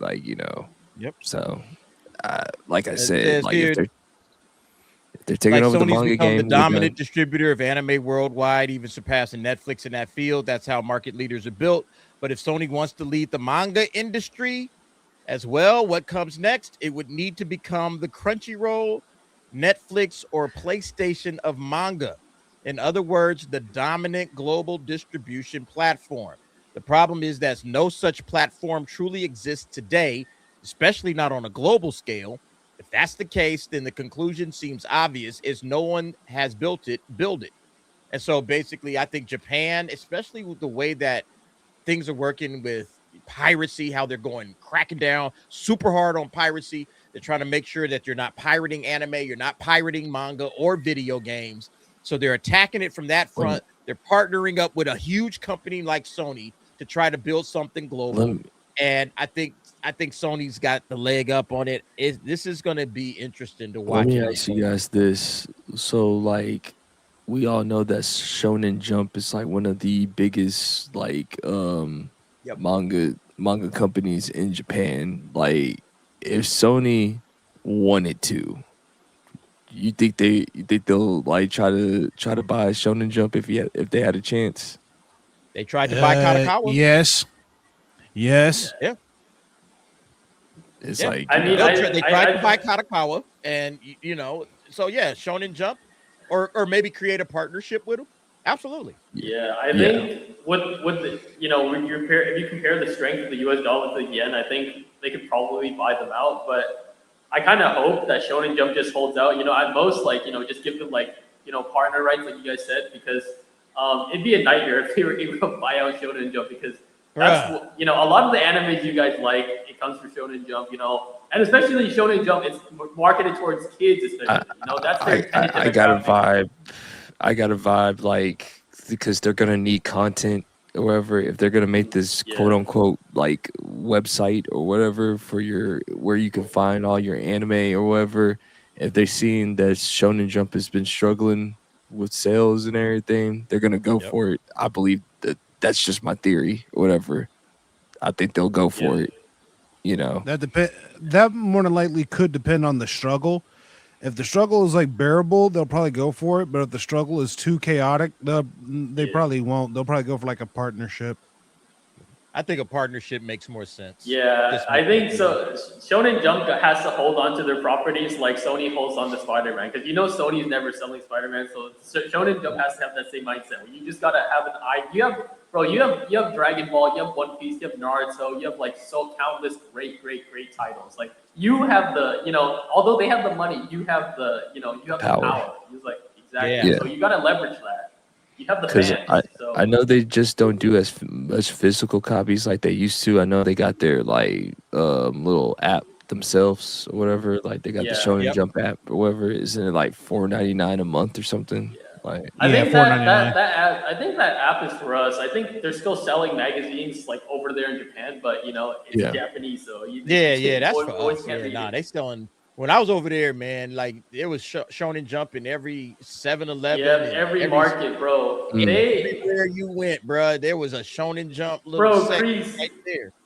Chris, when the final chapter for Blue Box came out, that Shonen Jump copy got scalped so hard because they had a One Piece TCG promo card in there. So people were just buying it to scalp the card. Like, they didn't even care about the Blue Box finale, and it got to the point where Shonen Jump had to step in, apologize, and start doing a reprint of the magazine, because they're like, man, we didn't expect for that to happen. So it's still going healthy over there, but Blue Box is actually good. So if you have a chance, go watch that anime. What we got, Brandon? I see you've shared something with the team. What is it? Yeah, something I just found. All the anime that's coming out next year and shows that I got to get caught up with. Shangri-La Frontier. I really do like Shangri-La Frontier. That's actually really good. So I enjoyed that. I'm glad to see. I got to get caught up. I got to get into that. I've heard it's good. Stacy, binge it. Oh god. Hey, Brandon, put that in the private chat. I want to blow it up. Put that in the private chat if you don't mind. Yep. Put the link or whatever. I'll blow it up on my end so we can really look at this. While we're doing that, Gilgamesh says Sony drops PS6 in 2028. People will forget. Yeah. Too many TikTok brainers out there. There's too many. Yeah, that's the problem. Like these guys, the second they, something new is out. Okay, let me go ahead and get that. And then it's like, oh, well, what happened to all of the anger and the frustration at Sony PlayStation? I didn't have no food that day. Media. Poof, in one ear and out the other, memory hole. They've already forgotten it. Retardation runs rampant. It's like Brandon said, TikTok brain is real. Yep, it is real, and it's a major problem. And yeah, I saw something else that a fan scene on X shared. He's a massive physical media nerd, hangs around with Tom of Midnight's Edge, and has a physical media show. He shared a video showing the process that is done for doing scans of all these old books. Yeah. They have to despine them, ergo destroy them in order to be able to scan them. The amount of physical, when you want to talk about the burning of Alexandria, we're going to end up more like what happened over with our friend Stalin, having people disappeared and having photos manipulated.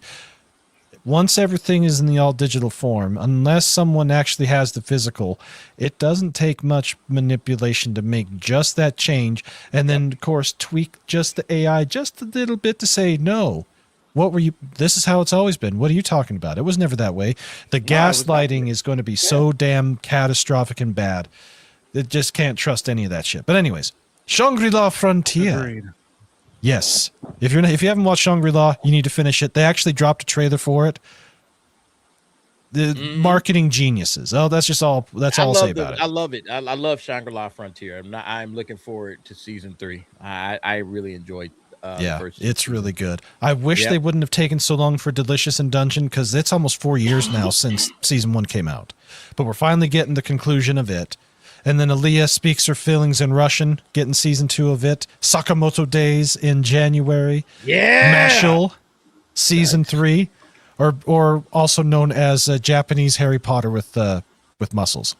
yeah. It's Harry Potter meets One Punch Man. That's what yes. Mashal is. Mashal's what are you hilarious. looking Really forward good. to the most, fellas? What are you looking forward to the most? And chat, and the chat, everybody in the chat. What are you looking forward to the most? You already know what mine is. Yeah, I can see which one for you. Kagurabachi, let's go, baby. Oh man, Bro, which one am I looking forward to?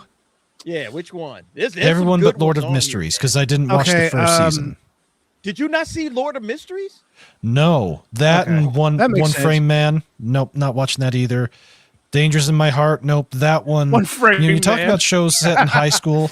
I can handle stuff in high school. When we start going into middle school, it gets to be a lot more iffy. So, yeah, Dangers in My Heart. No. Tune I'm interested in to the Free Reign. Midnight. Whatever that one. Don't know that one. Lord of Mysteries. No. I might go back and pick up Eminence in Shadow because he is Eminence atomic. is so good. It's good. It's really good. That second season, Name Brandon. is Wait, shaming us because we don't dude, watch this. Brandon, did you watch the first season? I watched 10 episodes of it, then I stopped. Dude, Brandon, keep going, bro. The LARP gets crazier, bro. Dude, I'm rolling every time. He keeps LARPing? He keeps LARPing. It gets worse. Okay, you're gonna once you get to season 2 and in episode 1, he sees someone say something, and then he adds it to his LARP. It's one of the funniest things I've ever seen. But I think, dude, the way they end that movie's gonna be crazy because the way they end season 2 is just like, because people were really what's it called? They're surprised by this anime because the first episode really set it up as like this really like grounded, serious thing, and then they flip you into like this world, and then like the end of season 2 is just like, all right, what's going on? Are we going back to the beginning? It's like I'm really excited for that one. It's a sleeper one because it's on high dive, so it doesn't reach as many. So that's one. So it's not Kagurabachi, huh? It's not Kagurabachi. No, Kagurabachi's still number 1. I'll put Eminence up there. Yeah. And there's another one. I'm trying to let everybody get theirs off. Name, Chris. I want to hear yours. Which one of these is your top look at for 2027? Well, I don't know. It's that Free Run right there. I think that's Free Run season is in 3 October.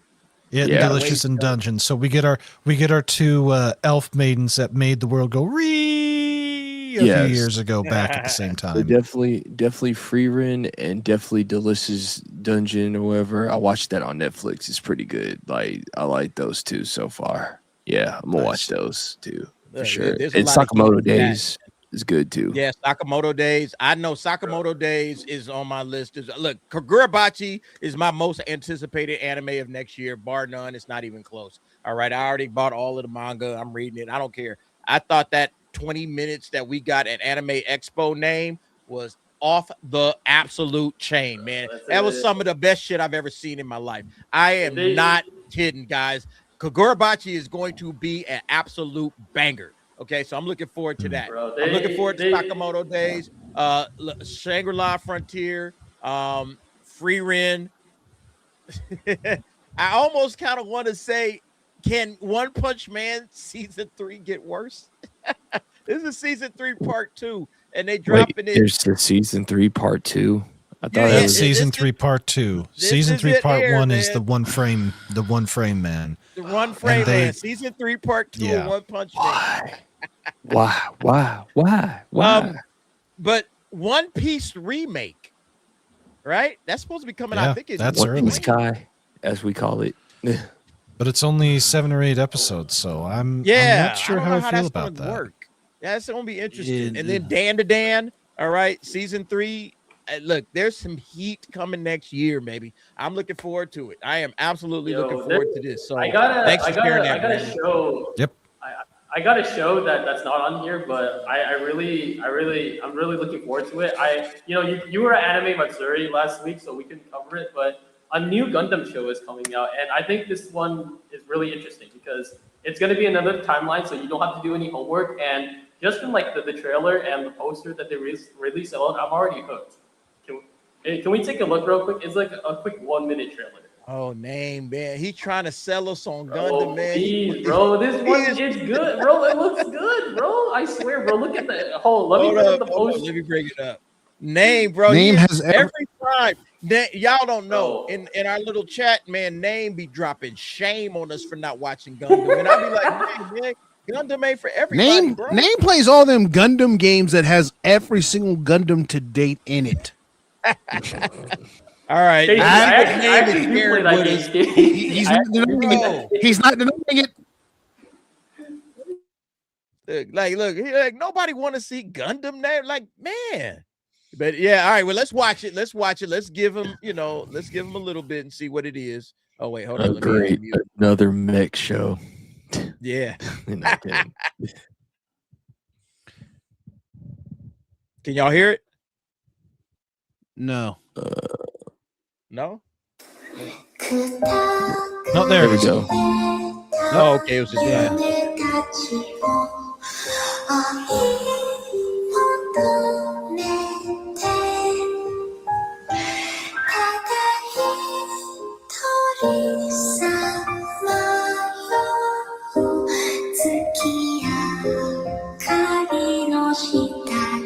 So this is a video game or an anime?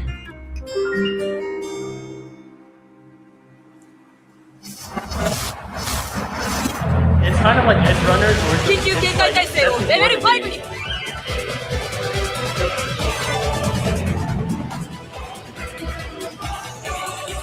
やめろレイ。今度こそ宇宙が崩壊するぞ。通信切れて死にたいのか。余裕って感じだな。おう、見えているようだな。どうなって。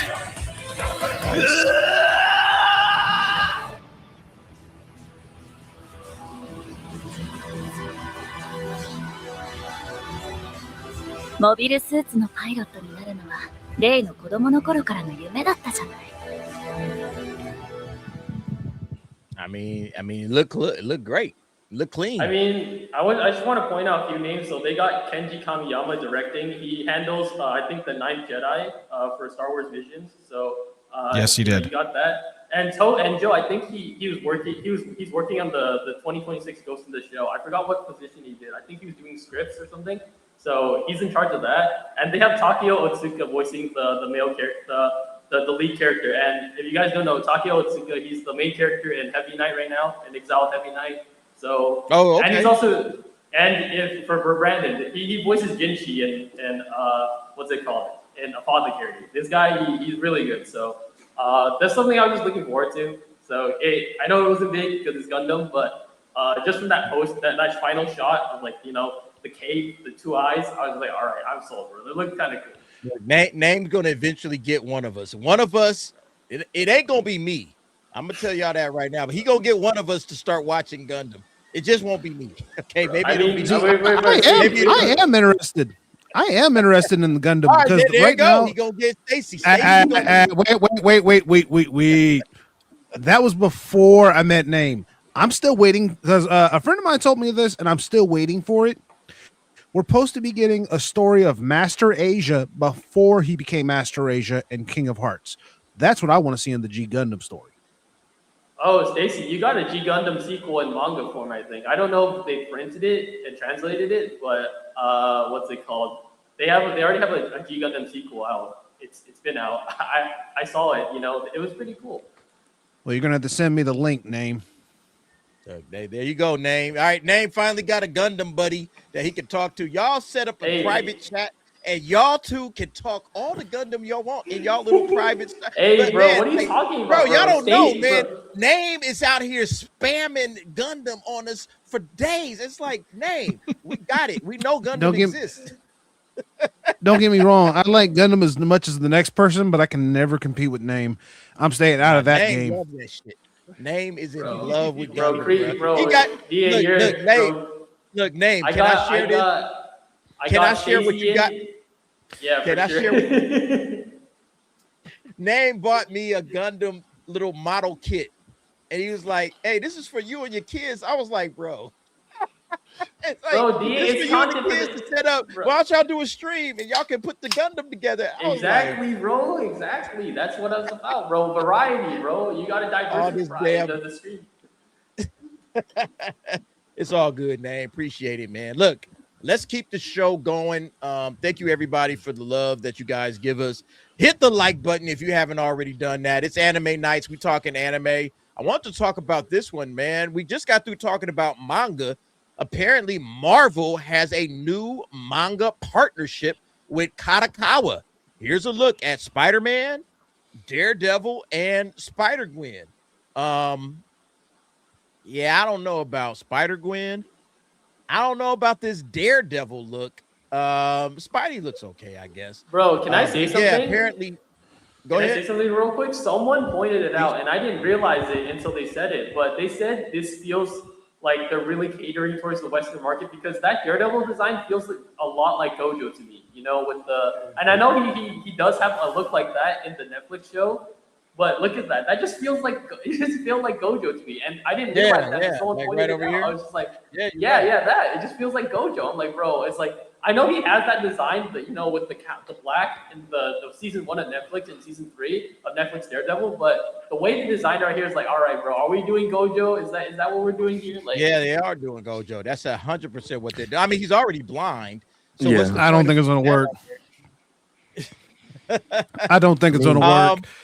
You don't like it? Spider? No, I really don't. I'm like, that's basically cheap cosplay at that point. Spider-Man actually looks pretty good. I'm actually interested in seeing what happens there. Spider-Gwen, that the whole what if this person got bitten and became the superhero instead of the person that we know and love? There's very few times that ever works. So I'm doubting it's gonna work here. Android 18 look trying to go on right here. Yeah, Gwen, out of all of these characters, I feel like Gwen is the most close to her comic counterpart because the other ones, they're a little radically different from their original costumes, but this feels like Spider-Man. Like, look, they got the horns going on the Daredevil, you know. I don't know if I agree with that. But yeah, Spider-Man is like, I mean, the thing is that this is the last one y'all did. Okay, this doesn't look that good. They done anime Marvel before. That's just the thing. Yeah. Like, you can go watch the anime version of the X-Men Wolverine series, Blade. Yeah, they done this before. I think they're trying to see if there's a market again. Whoever, I don't know. Well, they have to listen, man. What they're trying to do is blend.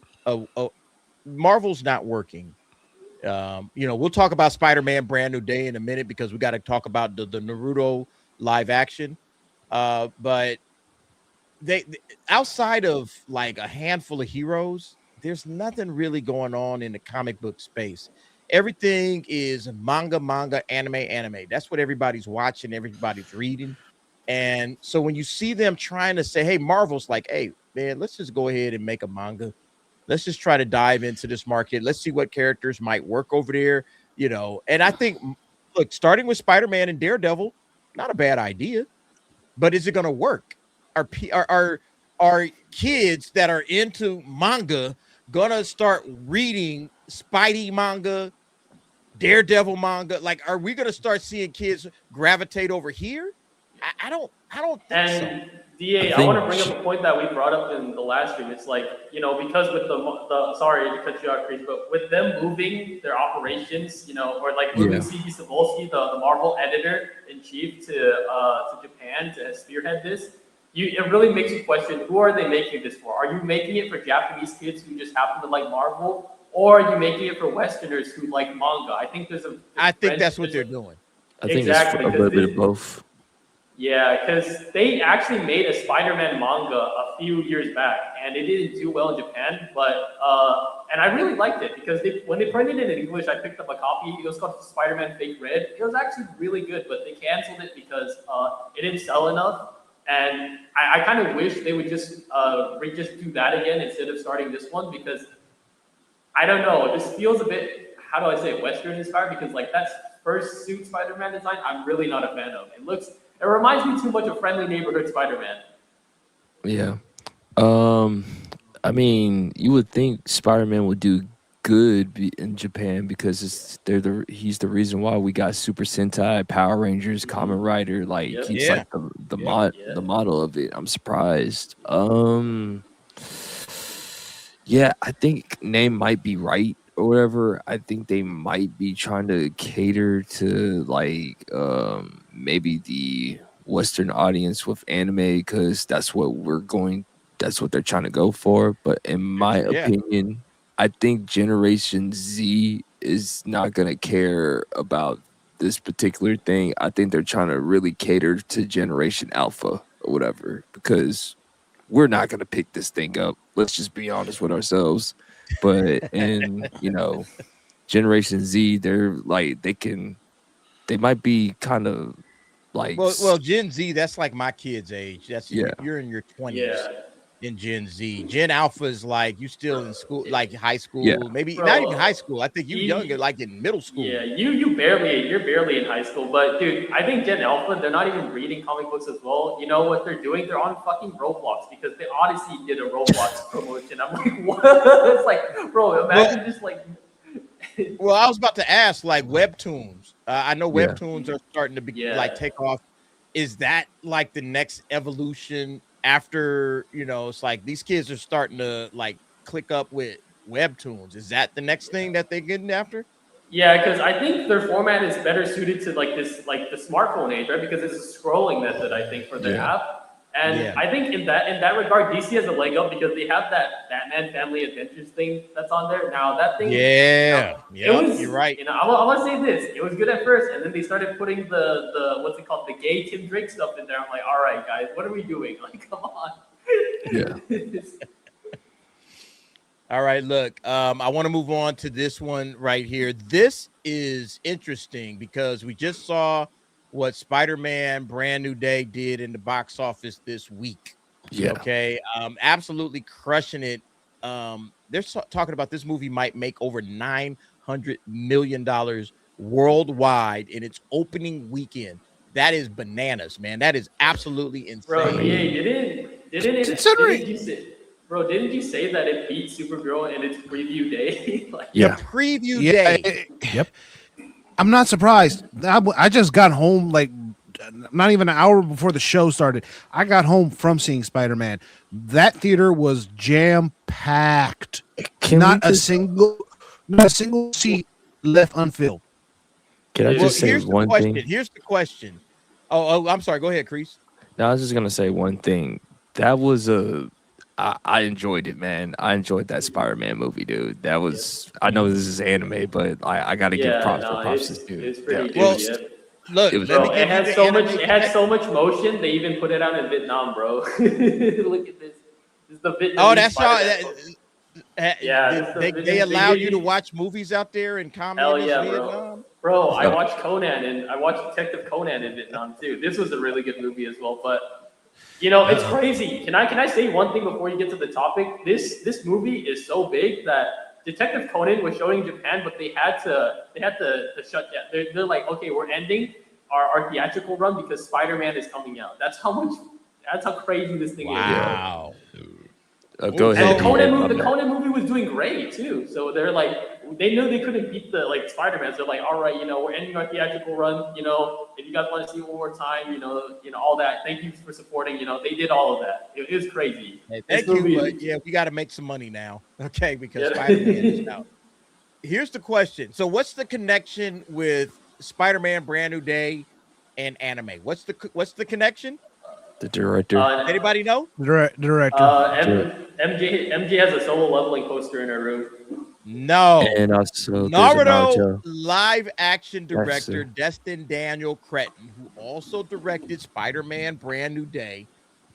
He says he's always felt very connected to Naruto. When I met Kishimoto-san, the creator, it just amplified that feeling of connection. He said Naruto's journey of embracing some part of you that you're ashamed of and realizing that the part that makes you unique, that gives you your power, is a story that feels very close to me. So Ned did have a Naruto poster in his room. He did. Yeah. He had a Naruto poster in his room. Here we go. Destin Daniel Cretton. What was the? I think he did like Shang-Chi. Didn't he do? Yeah, he did Shang-Chi. Shang-Chi. Yeah. So he did Wonder Man too. He did Wonder Man. Your favorite show, Wonder Man. Trash show. Trash. But so trash. I'm looking at Spider-Man: Brand New Day, and the action scenes were off the hook. Great, fantastic, loved it. This guy, he directed the film, and now he's doing live action Naruto. Now, set aside the fact that we all think that live action adaptations for anime are completely unnecessary. I think we all pretty much agree with that. But nevertheless, what do you guys think after watching Spider-Man: Brand New Day? Is this guy going to be able to get this thing across the finish line and deliver a decent live action Naruto? What is this Spider-Man Brand New Day you speak of? I have no idea what it is. Pretty good. Anime guy for a reason. He is the anime guy. He is not the Marvel guy. He is like, what's Spider-Man? What's that? I've never heard of this person. Again, new movie in theaters. It's crushing the box office. You might have heard of it. But I don't know. What do you guys think? I think he could. Like succeed with this. It's basically like he's gonna have to work with Kishimoto sensei and try to stick as close to the source material as possible. Basically, not try to put any BS modern day crap in it, and he will win. If he so much as even tries to intersect that stuff, he loses. I'm just gonna say this. Like, I think if this, I'm always gonna have this theory. And if this Naruto movie does good, they're trying to run back Dragon Ball. That I'm being serious. If this does good, they're going to do a Dragon Ball Z movie. Like, they're gonna run it back. They really messed that one up. They say, like, listen, like, I guarantee you, I think if he could get this one correct or whatever, like, they're gonna hit him up with a Dragon Ball movie. Say, hey, you want to do Dragon Ball? Like, you want to run that one back? Whoever. I don't think Akira Toriyama is gonna let. No, I don't think Toyotaro is gonna let that one happen. Man, you throw enough money in front of people, they buck dance all the time, bro. Yep, bro. I mean, what's his track record like? Because all I know of him from like Shang-Chi and Wonder Man, that's like the. Shang-Chi, I know he's done Wonder other Man. projects. what's now he has what's the his number batting record? You know, like because Well, right now, I'd have to say this guy is batting a 2 out of 4. I know he did something else besides Wonder Man and Shang-Chi. I heard that guy's worked a little bit, but so far, let's take a look at it. Spider-Man, Let's take Spider-Man's a look hitting at up. Yeah, let's look at his stats. filmography. So let's take a look at it. Let's see. Let's look at his filmography. There you go. I Am Not a Hipster, Short Term 12, The Never Glass seen it. Castle, Never seen it. The Shack. Nope. Okay. Just Mercy. What? And then Shang-Chi and Spider-Man Brand New Day. Okay, other than Shang-Chi was kinda Shang-Chi, trash. yeah, other than Shang-Chi and Spider-Man Brand New Day, I have never heard of any of these. No. Yeah. So then that's who this guy what is. is producing? So did he just produce Wonder Man? He didn't direct it, like because these are just like his directing and writing credits. Oh no. Sorry. Oh, yeah, okay. and then television, Tokyo Vice, American Born Chinese, and Wonder Man. He directed 2 episodes. He was also a co-creator. So yeah, he did do Wonder Man. You're right, name. Yeah, I think just going back to your question, just based off of this alone, just this movie, you know, it gives you a little bit of faith because, like you said, those action scenes were really well choreographed. Like they had the hand ninjas in there, and you know, Naruto's about ninjas. So I think that whole sequence was just him, like, you know, just advertising, like, hey Sony, this is what I can do. You know, hey, give me the, you know, I can cook.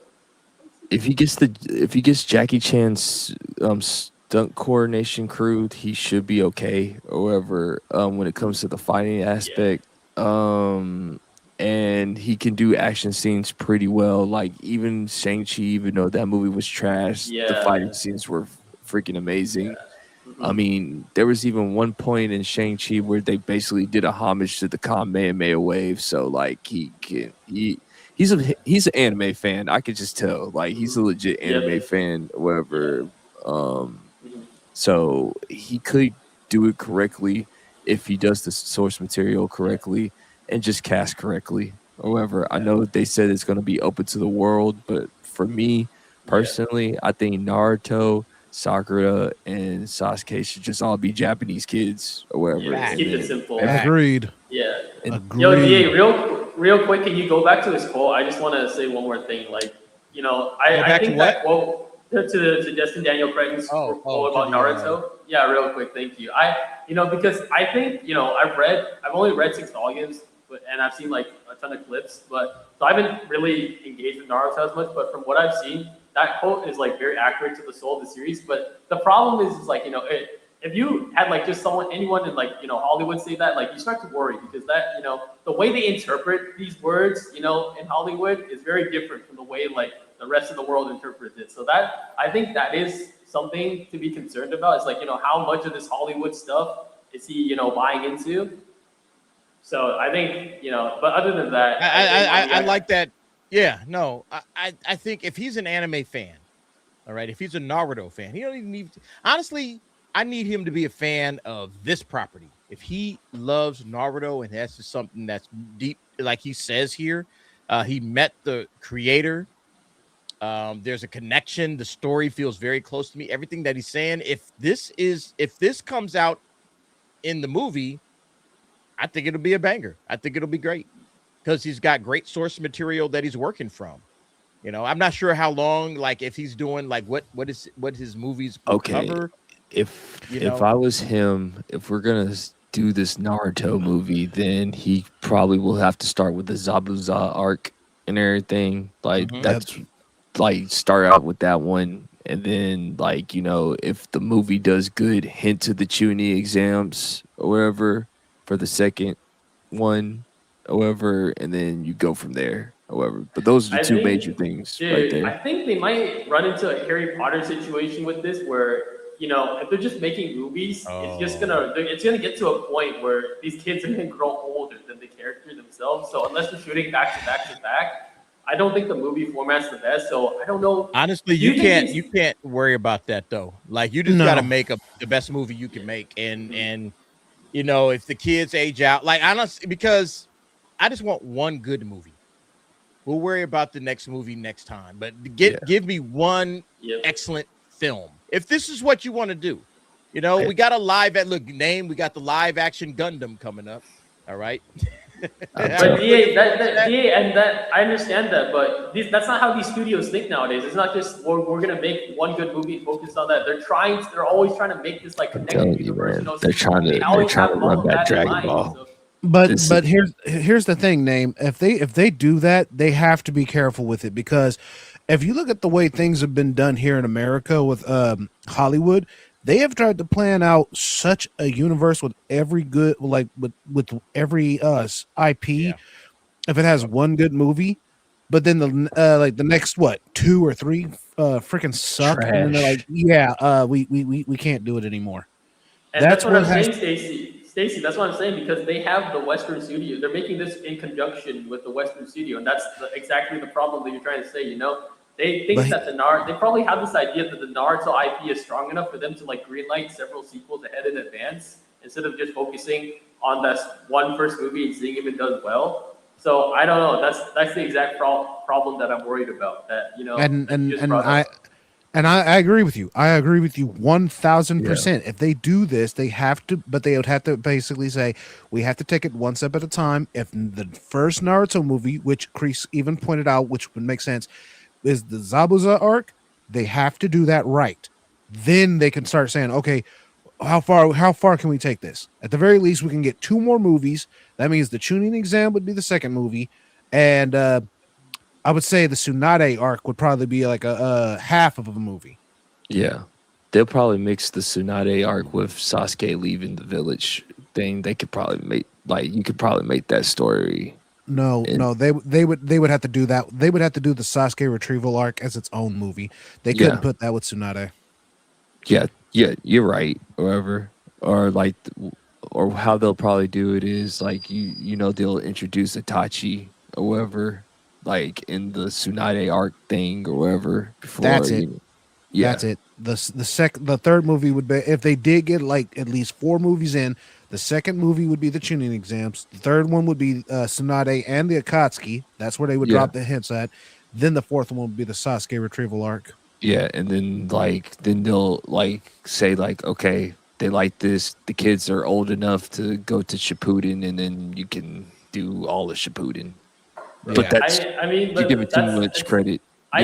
From what I've heard about like the casting breakdown that they're looking for, I think at like 16 is like the youngest they're looking for. So these kids are already like, you know, they're not even kids, you know, they're like teenagers going into this role. So, you know, you're doing all these movies, like depending on how long it takes, they're going to be grown adults. And, you know, you can buy that to a certain extent if they have like good baby face, but it just makes you wonder how long they're going to take, you know, like I said, if he's smart, he'll cast some like Japanese kids or whatever. All right. I've held my peace long enough. Go ahead. This fucking shit cannot be tolerated. It cannot be tolerated. We know they're going to fuck it up. It's Hollyweird. They have no other choice but to fuck it up. We know it's going to happen.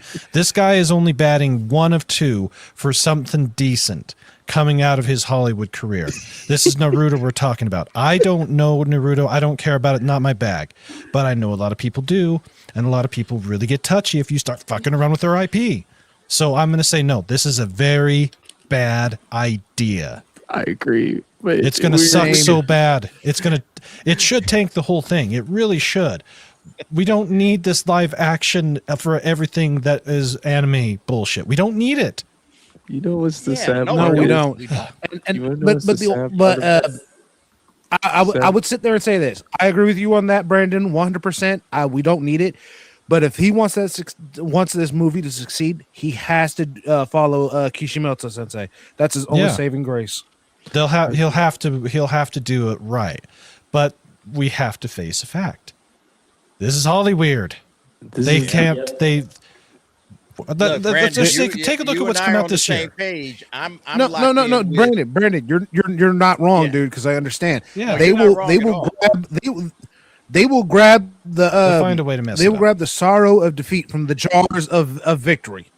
Yeah, they will grab the sorrow of defeat from the jaws of victory. You bring up a good point, Brandon. You just look at the One Piece live action. Even with Oda Sensei involved, they still had some race swap stuff going on. So it's just like, you know. Yeah. It's Just because having the Netflix is director or, like, Netflix, and the original Netflix is creative trying to be level is Hollywood. a They guarantee can't. for They consistency can't quality, help but do it. They They said can't Oda- stop. They said And that's part Oda- of the problem. They just can't stop it. But when you look at, let's take a look at everything that's come out of Hollywood this year. How many things have actually truly made money? And I mean real amounts of profit, both in terms of real numbers and Michael. percentage. I know Michael did, and Mario. Backrooms Obsession. Four. Michael, Mario. Four, Supposedly four this thing movies. called The Odyssey, whatever the hell that trash is. Spider-Man And now about to be- Spider-Man. That's it. Yep, 4. You want to know what's the crazy part is, like, us as fans are like trying to plan out this universe better than the actual like Hollywood writers. You're like, we could do it like this, we could do it like that. Yeah. And the reality of what Brandon says, like, this is Hollywood. Do you really think they care what we got? It goes back to what it goes back to what I've always said. You want this stuff adapted properly, either have the creators involved or give it to the fans who love the source material. Or And better I yet, just think- leave it as an anime. Or That just leave too. it as anime. Everything doesn't need to be an adaptation. Sometimes, hey, it was perfect the way it was. Like, why do we need a live action Naruto? Why do we need live action Gundam? Because Hollywood is out of ideas. They don't know how to like create any longer. So they're just Nope, they attaching don't. themselves to something that's popular. Yeah, And, okay, it's- let's go ahead and make it's the like live Reese- action version of that. It's like, And come on, that's man. and then I know this is not the DA's office where we mainly would talk about this kind of stuff, but that Right, kind of yeah, makes yeah, me pull. It kind of makes me pull for the Ellisons. They get Paramount, they get Warner Brothers. They take that to Tennessee, Oh, well, look, and we that got Paramount stuff to talk about, but keep going. But if they do take it to Tennessee, that actually opens up a hell of a lot of potential because there's always writers out here who are not getting their time in the spotlight, and if Ellison takes it there, I could already see, like, at the very least we might get an early renaissance of stuff. The Ellisons, I don't mean to make a DA's office real quick, but I'm just going to say it like this. I think the Ellisons just want to make movies. That's all from what I'm seeing from them, like, like if he's cool with Trump or not cool with Trump, I don't care. Like, they preserve physical media. They want the theaters to thrive and give money and everything. And like, he's a man that has a vision. That's what you want in a leader. If you like him or not, if you agree with his politics or not, or whatever. Like, Well, that's look, what you want. as you guys are bringing up Paramount, that actually is a good segue into this particular topic. So let's bring this up. First trailer for Avatar 7 Heavens follows the next Avatar after Korra. Damn, why are you doing this to me, man? All 26 episodes are releasing on Paramount Plus October 29. I don't know why this thing is doing what it's doing. See, Where's the it's rope? not even meant to be. Where's the rope? Why would you release all 26 episodes on just boom, there it Because is. they don't All have right, we're faith. done. They don't Let's have go no ahead and faith move in the on. series. Like, that's crazy to me, man. No, DA. it's Crease just said it best. There's no faith here. There is no faith. You drop stuff like this. We said this before. You drop stuff in one helping. You have no faith in it. You're hoping that it just passes by. Especially if there's It's not something a here whole- that It's that not always you're the just like, rule, but like 90%. it's of the the time, so far it's the norm. So far it is the norm. Okay, I mean, I talked about this on my show with me and my boy Vagabond Ninjas at Night. Like, I said, like, listen, there is a series called The Avatar: The Last Airbender, and there are comic books that have yet to be adapted into animation. Just give us that and bring back the original voice actors, and all those Avatar fans will be happy. That's it. Yep. It doesn't take much, but for whatever reason, these weirdos just can't seem to stop doing this stupid shit. It's 26. They just and can't stop. I'm just gonna say it like this. At least it's not Korra, so I'll give this a shot.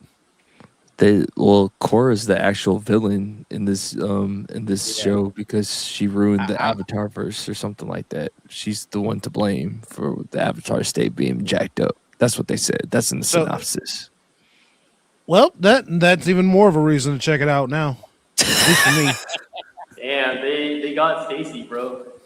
I don't trust them at all. I'll watch it. Again, Avatar fan. I will watch it. I'll check it out. But do I trust? Like I told y'all in the chat, the same people that did Korra are doing this. I think that these guys was a one and done. They did Avatar: The Last Airbender. It was phenomenal, and that's it. They don't have nothing else in the tank. They're trying to dive back in, and Korra was terrible with the exception of a couple of episodes that might have been okay. Korra was terrible. I did not like that show at all. And then I think what's going on. I think what's going on is like. I think they know their audience very well, because if they would have blamed Aang for it, like there would have been hell to pay. Like riots would have been happening, man. It's like those guys ain't that stupid. They know what they was doing. Like, yeah, let's just blame Coral. Whatever her name is. I mean, but it's really a lose-lose situation for them, because the Korra fan base is kind of rabid, bro. Like, I've been seeing a lot of nobody don't care about them. Exactly, but they are vocal, and they made a whole show for them. So they can be as vocal as they want. They still suck. It's like they know who the real Avatar is. Like they know. Here's the thing. I'm going to tell you this. Last weekend, I went to the Walmart near me, and I found the Avatar: The Last Airbender box set. I picked that up for my cousin, and somebody came into me. He was like, "Are you going to buy the core stuff?" I was like, "Fuck no, I'm not buying that crap." Why? There's no good story there. They're like, "Why would you buy the original but not the sequel?" I'm like, "Because the sequel sucks." The sequel is not that good, man. It's terrible. Look, something that's not terrible. Oh God! Black Clover season 2. Hey, let's go. Naruto, Wizard Naruto, like I call it. Director Ayataka Tanamura says the production was backed by a solid schedule and also the funds to make the new season. 5 years have passed. We were able to secure a solid schedule and also the funds to produce this new season. We hope that everyone really can see the powered up Black Clover. I feel like we want to keep making a great product so that the fans will enjoy every episode that airs.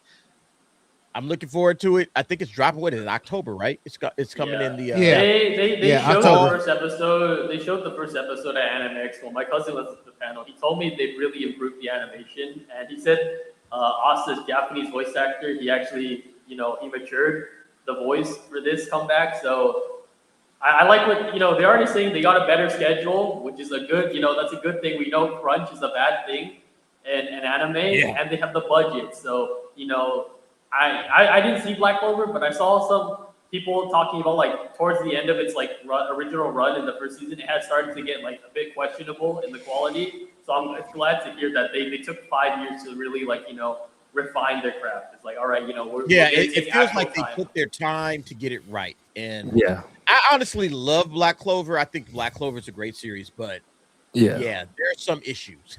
There were some issues. Yeah. Like it had a lot of fillers at one point, but for the most part, even though it's Wizard Naruto, it's interesting. Like even their tournament arc is interesting. So they experimented with this anime, and some of it hit. I mean, a lot of it hit, and then there was some of it was like, it's generic shonen, but for the most part, I like Asuna. He's cool. Yeah, Asuka's one of my favorite characters. Honestly, I love Asuka. I have to give Yuki Tabata credit on this, because he actually did use the filler right. He said we're going to use the filler to actually showcase a character, maybe showcase like 3 characters or something, and then the next arc is going to basically show how they contribute to that arc, which is good. That's how you want to do it. Now, the one thing I know is I'm collecting the manga. I'm up to volume 37, so I already know the Spade War is going to be a banger. and that's really gonna have you on the edge of your seat, because the book itself, the manga, had me on the edge of mine when I got it. So that's something to look forward to. And if this works, if this season works, what do you think the final arc in the manga is going to be? The Paladin arc. How do you think that's going to go? Oh, that's gonna be all movies like Demon Slayer. Yeah. I'm planning on trying to like get all 4 of these on Blu-ray, like all 4 seasons on Blu-ray. Like that's my next goal. That's my next cop, to get it before, like, you know, before you can't find them no more. Agreed. I gotta check my my little tub here of anime, see which ones I'm missing. Yeah. Also, don't quote me on this because I might be misremembering, but I think my cousin said they either improved or they got rid of the Buff Austin design from the last of the day of the season. So I heard they either changed it or, like, you know, they improved it for the comeback. Because I know people were memeing on that, you know, towards the tail ends of Black Clover when they had the time skip Buff Asta. Oh yeah, he just got buffed out of nowhere. Like, Yeah. It's like, I swear, when I seen Asta get that buff, I'm like, what the heck were you doing? What the heck were you doing to get that buff? For, like, he was probably training with Goku for a little while, like up in the other world. Well, considering how his swords can basically negate magic, I wouldn't be surprised. Hi, my name is Goku. You want to train? Like, huh? Look, Crease. What's me up? and you was hanging out at Anime Matsuri. Mm-hmm. It's time to have a conversation about what's going on. It's time to have a conversation about what's going on at Anime Matsuri. Let me bring this up, man. This is this little anime drama kicked off this past weekend involving one Vic. I always say Mignogna. Yeah. Who is a voice actor. Good voice actor. Okay, good voice actor. And when we went, when I go to Anime Matsuri, which is in Houston, Texas, his line, he has his own panel, and he always has a line all the way back. He's a very popular voice actor. They love him. Listen, for some reason, there's drama every single time this guy shows up to Anime Matsuri, and it seems like it's hurting the con.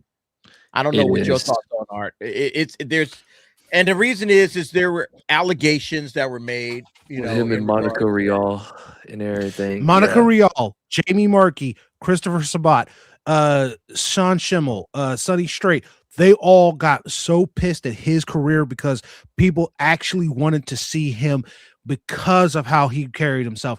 There were people taking pictures that he took with fans completely out of context, where even those fans literally said, no, that didn't happen. Quit trying to spin it. This dude was railroaded so hard. I think J.J. Jameson could look at Spider-Man and go, wow, I never did that to you. Geez, compared to it's I mean, shout out to Anime Matsuri for, like, you know, protecting Vic at all costs or whatever. Yes. But, you know, it comes down to being a business owner too at the same time, to where, like, you know, I mean, I hope they don't, like, because I love Vic, because I met Vic. I hung out with Vic like after hours, and he's the most nicest guy ever, dude. Like, nicest guy ever. But you just got to look at it at a business standpoint of, like, you know, is he bad for business? Technically, yes. But, you know, I commend the owners for still sticking with him and everything, even though they're hurting. Yeah, it's like, you know, but for all means, like, I stand with Vic. Like I always said, like, you know, because Vic Mignogna has always been good. However, every time when I met him, like, you know, smile, like, he signed your autograph, he'll talk with you for a little while, and his panels are so fun. He's 100%. 100%. This was some of the drama that happened. This was a Facebook post. Vic plays what's his name? Edward Elric, right? Yeah, That was his Broly. voice in Broly. Full Metal Alchemist. All right, Brotherhood. This is Maxi who played Alphonse. Statement regarding my appearance at Matsuri. So didn't show up at Matsuri. Unfortunately, I will not be attending Matsuri. My participation was subject to a signed agreement that included specific terms regarding how my appearance would be promoted. Those terms have been violated. The convention has promoted my appearance as a reunion with Vic Magnana, which is false and was explicitly prohibited under my contract. I notified the convention immediately and requested that the promotional materials be removed. Despite those requests, the promotional posts have remained public. Because the convention has failed to honor the terms of our agreement, I cannot participate in the event. I sincerely apologize to everyone who is looking forward to meeting me. The decision was made because my contractual agreement was not honored, not because of the fans. Thank you for their understanding. Man, you could have went. I'm sorry. I don't believe you. It's not because I like Vic either. I'm just saying, like, you could have went. Like, you could have just went and signed autographs. Yeah. I'm gonna be honest with you. She don't go to a lot of conventions, so I don't know why she like nobody ain't asking for her. Like, I haven't seen anybody looking for female Alphonse. I'm just saying, I go to a lot of conventions. I don't see her all the time, so just saying. Yeah. I think again, it's so obvious at this point that Vic is getting, this has been going on for years. But now it's to the point where it's affecting Anime Matsuri, because I feel like this year, Crease, when I went to Anime Matsuri, I was like, man, I'm looking around and I'm like, ain't nobody here. Yeah. It's a smaller crowd. Is this like starting to affect what's going on in Houston? Because from my understanding, there's a big voice actor community in Houston, Texas. A lot of anime voice actors are out of Houston, Texas. There's a lot in Houston, Texas. A lot of them stay in Dallas. A lot of them stay in Fort Worth. Like, the Texas area has a lot of voice acting. And to a certain extent, I do believe that a lot of the voice actors just don't want to mess with Anime Matsuri. As long as Vic is there, they're not coming. However, like a lot of them, and like, we got some information. Like, I was talking to somebody that was there, and he was sitting there like, yeah, there's been a lot of drama going on around Anime Matsuri, around voice actors.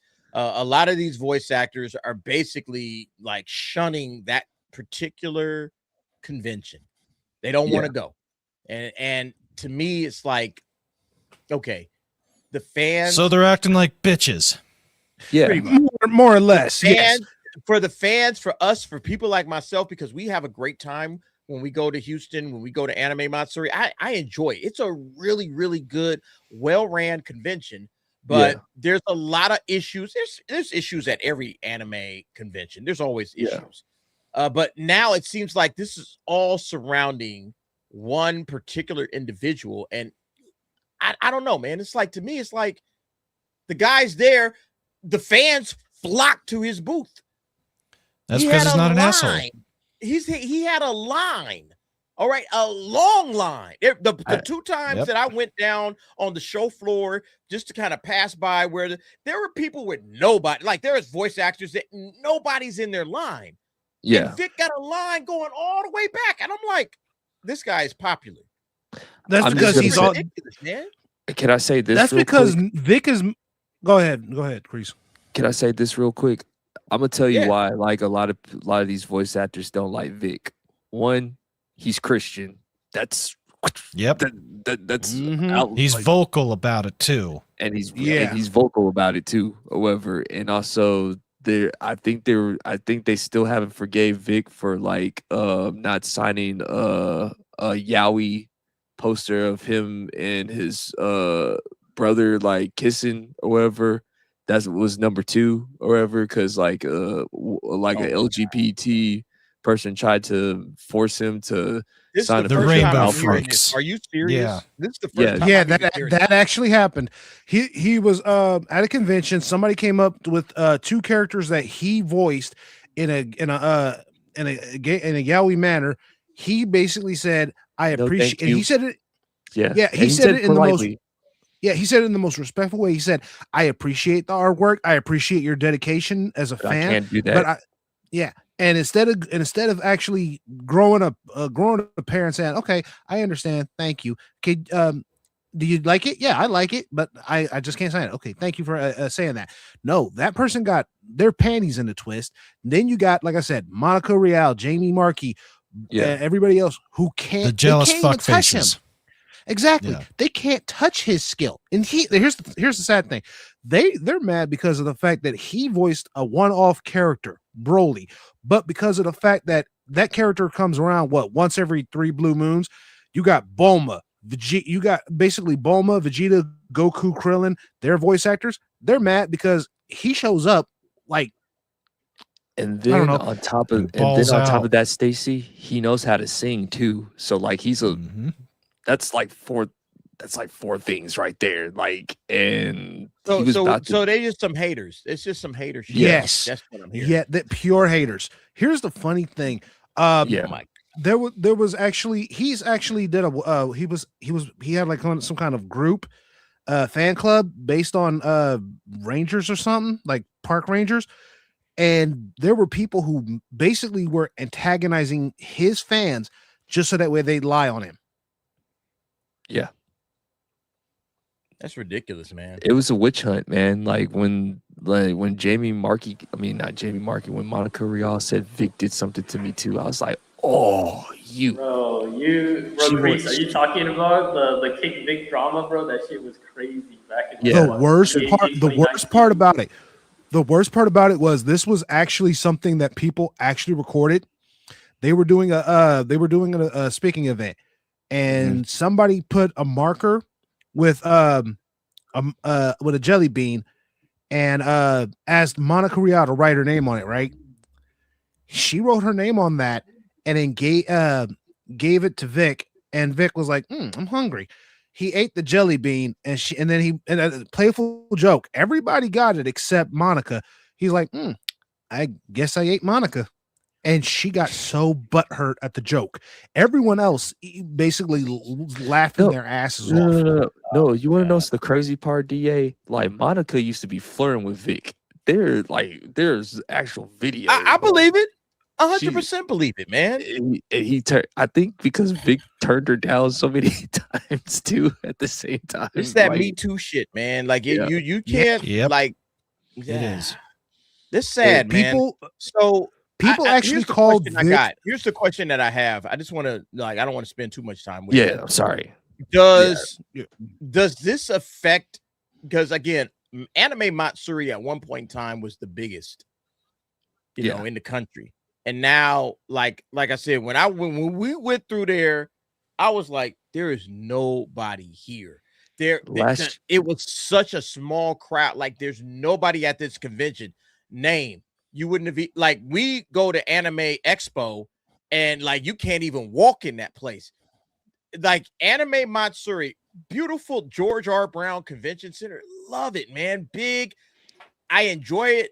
It's a lot of fun, but is this going to affect it negatively? Because at some point in time, it's like Anime Matsuri is taking a huge hit because, in my opinion, Vic Mañana, and I don't blame Vic. I don't blame Vic at all. I blame the nonsense that's going on around it.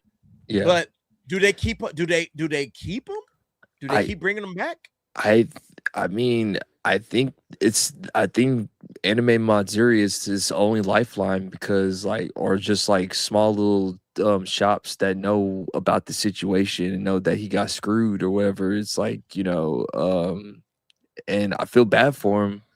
But but then you gotta look once again, like gotta look at it as a business owner. Is Vic bad for business? Like, I'm gonna say yes, but is Vic a bad person? No. Like, I'm just saying, I don't want to take that out of context or whatever. I'm just saying like we gotta look at it as a business owner or whatever. And if they keep on, I've sat in on his panel. Like I've gone to Anime Matsuri 5 years in a row. I've sat in on his panel. He seems like a really dope dude. He seems really cool.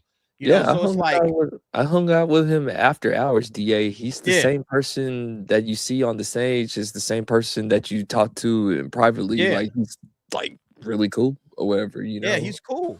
So it's like it's sad because in a way, I don't want Anime Matsuri to turn their back on him, and I don't think they will. But when I saw the crowd this year, I was like, ooh. See, last year was way better. Last year was way better. Like they had better voice actors last year, and also like they had a better band last year. I mean, they had Flow, the people that did the Naruto music and everything. But what if the band? I mean, the voice actors are all kind of saying we're not showing up because of Vic. I don't know if it's because of Vic, but yeah, the voice actors, there were not as many. And like I said, just the energy surrounding it, just looking at people that came through, there was a lot of people there, don't get it twisted, but like nowhere near what I've been to this thing 5 years in a row. And I was like, this was small. There was crazy. I remember when Anime Matsuri was in its prime, like when it was like packed, like from convention side to convention side or whatever.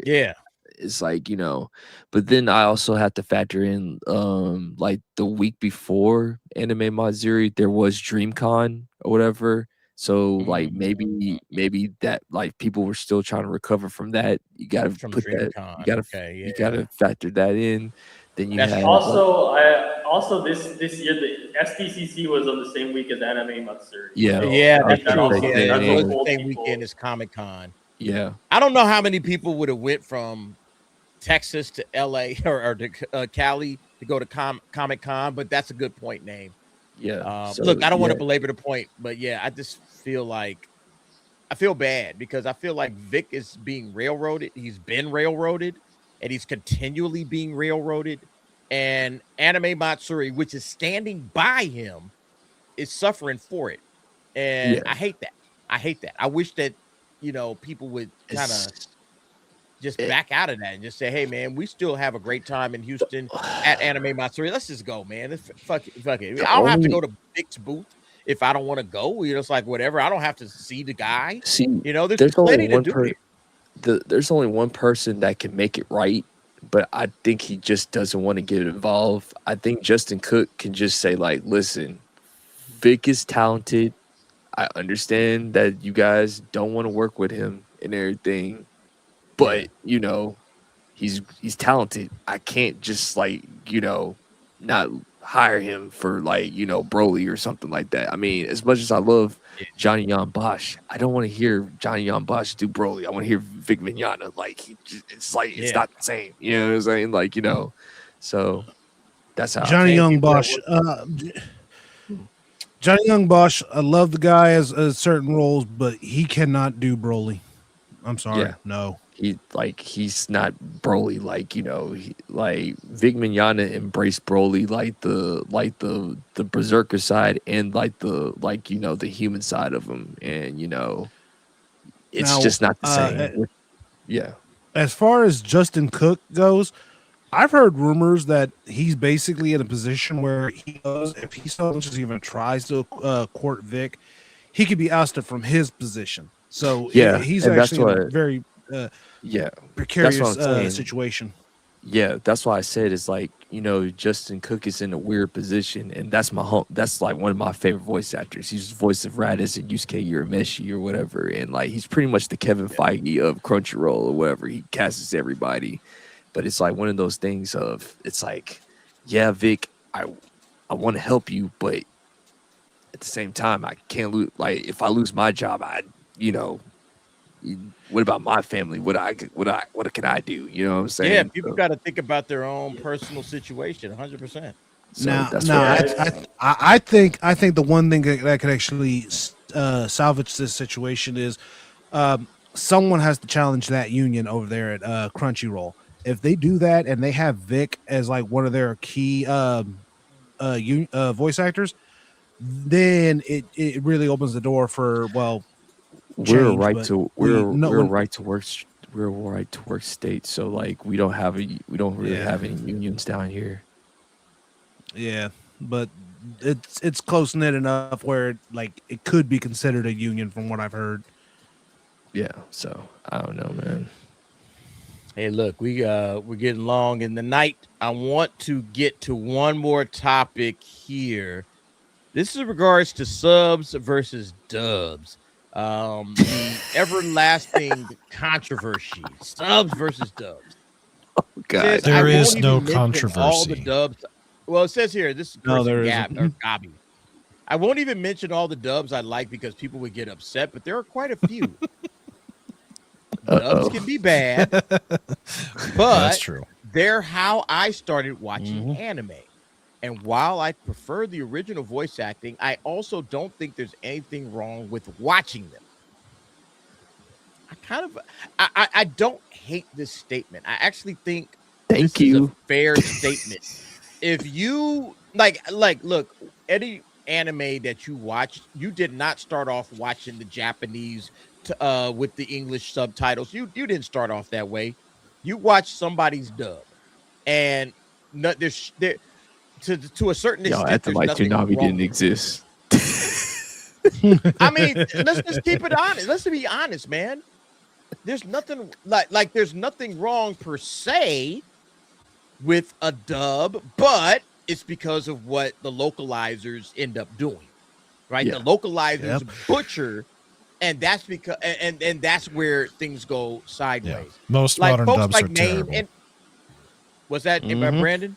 Most modern dubs are terrible. There are exceptions, but Yeah. it's not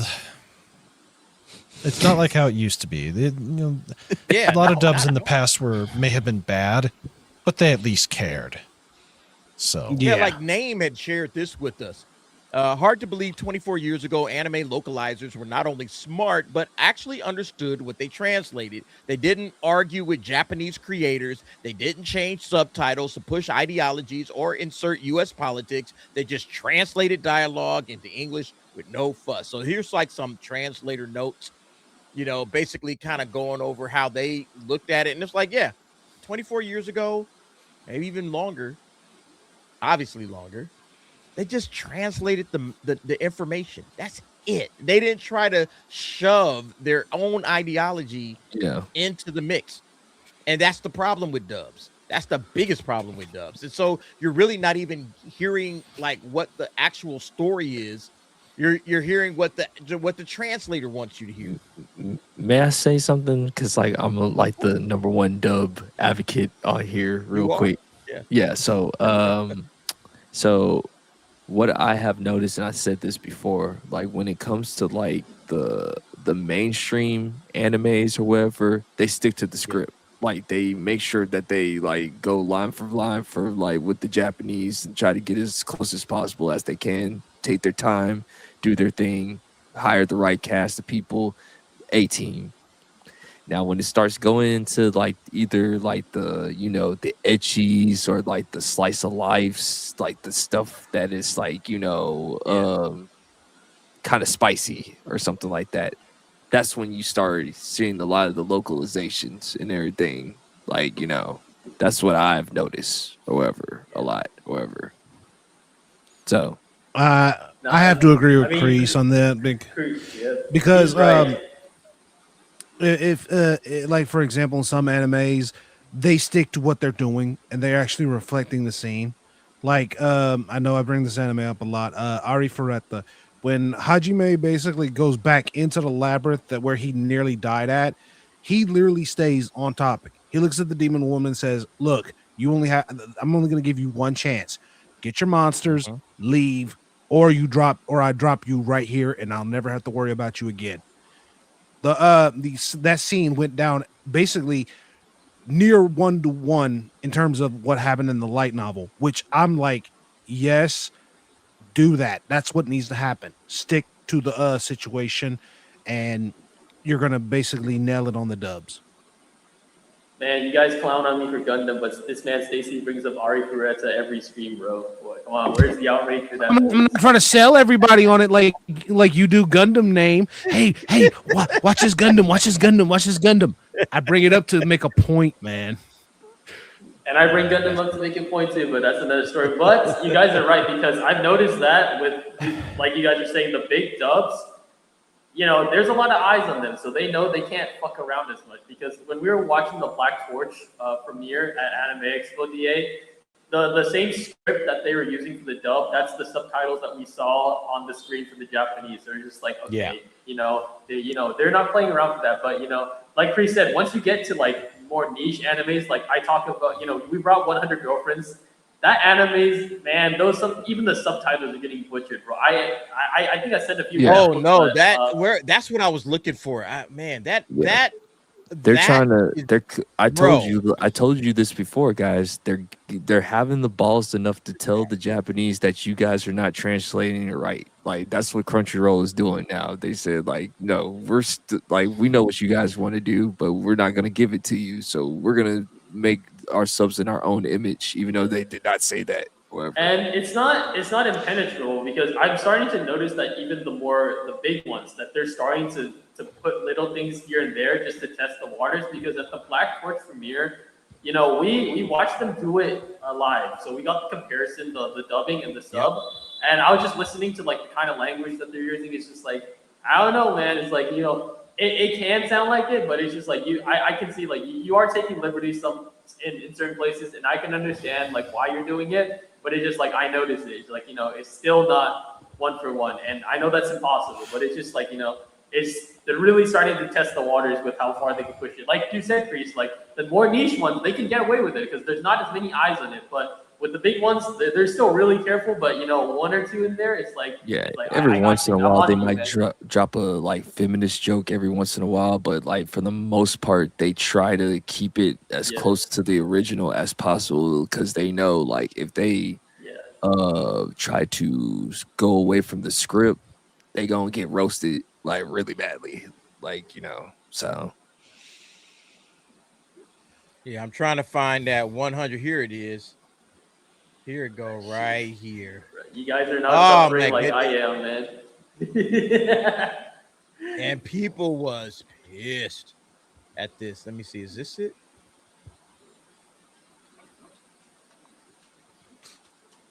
Yeah. Yeah. Look at this, man. This guy was going off. Says, who the fuck did this translation? It's so bad. They're adding in random ass jokes for no reason. Is this official? I hope not. You're pointing out how I look like I teach democracy than Japanese. Yeah. Not only is this not at all what she said, it ruins the joke of her speech pattern. She's speaking competent Japanese with hilariously broken non-native accent. All right. I'll go ahead and play the clip. This is the clip that they're referring to. And then we can see the actual dialogue that goes along with it. 国語教師が来るんじゃなかったの? Oh, golden twin gun. Indo からねです. Thank you, ninja からね. Indo です. You は国語ティーチャーのアイアムのこと。英語ティ I'm ーチャー surprised she ain't trying to speak that broken English. Yeah, apparently. 金に縛られるよ. Go ahead. Oh. No, I was What agreeing show with is this? Crease. Oh, I was just saying, like, usually, like, when it comes to, like, them being American, like, they'll start speaking, like, broken English to, like, yeah, the Japanese broken English. Yeah. They probably should have kept doing that and probably would have made it a hell of a lot more funny. What show was this? It's 100 Girlfriends. The 100 girls, girlfriends. Oh, that's why. Yeah. That's why I don't recognize it, because I don't watch trash. Catch it straight. It's season 3, Brandon. Come on, man. Always count on Brandon to bring in that hammer. But I don't know what the name. Do you? Because I was looking for what was it? What should it have been translated as? And go up. I think they have it. They have some stuff. Yeah, they have some stuff in Japanese in the original tweet, but it's like, yeah, I was listening to it, and this is the hard thing about dubbing, because there's certain puns in Japanese that don't translate to English because it's a Japanese pun. So trying to make sense of it, you probably need a translator note. But What is Now this? that What would have they been funny. My English too native. My steak is too juicy. Woman, we don't need to hear about your roast beef. Thank you very much. We'll pass.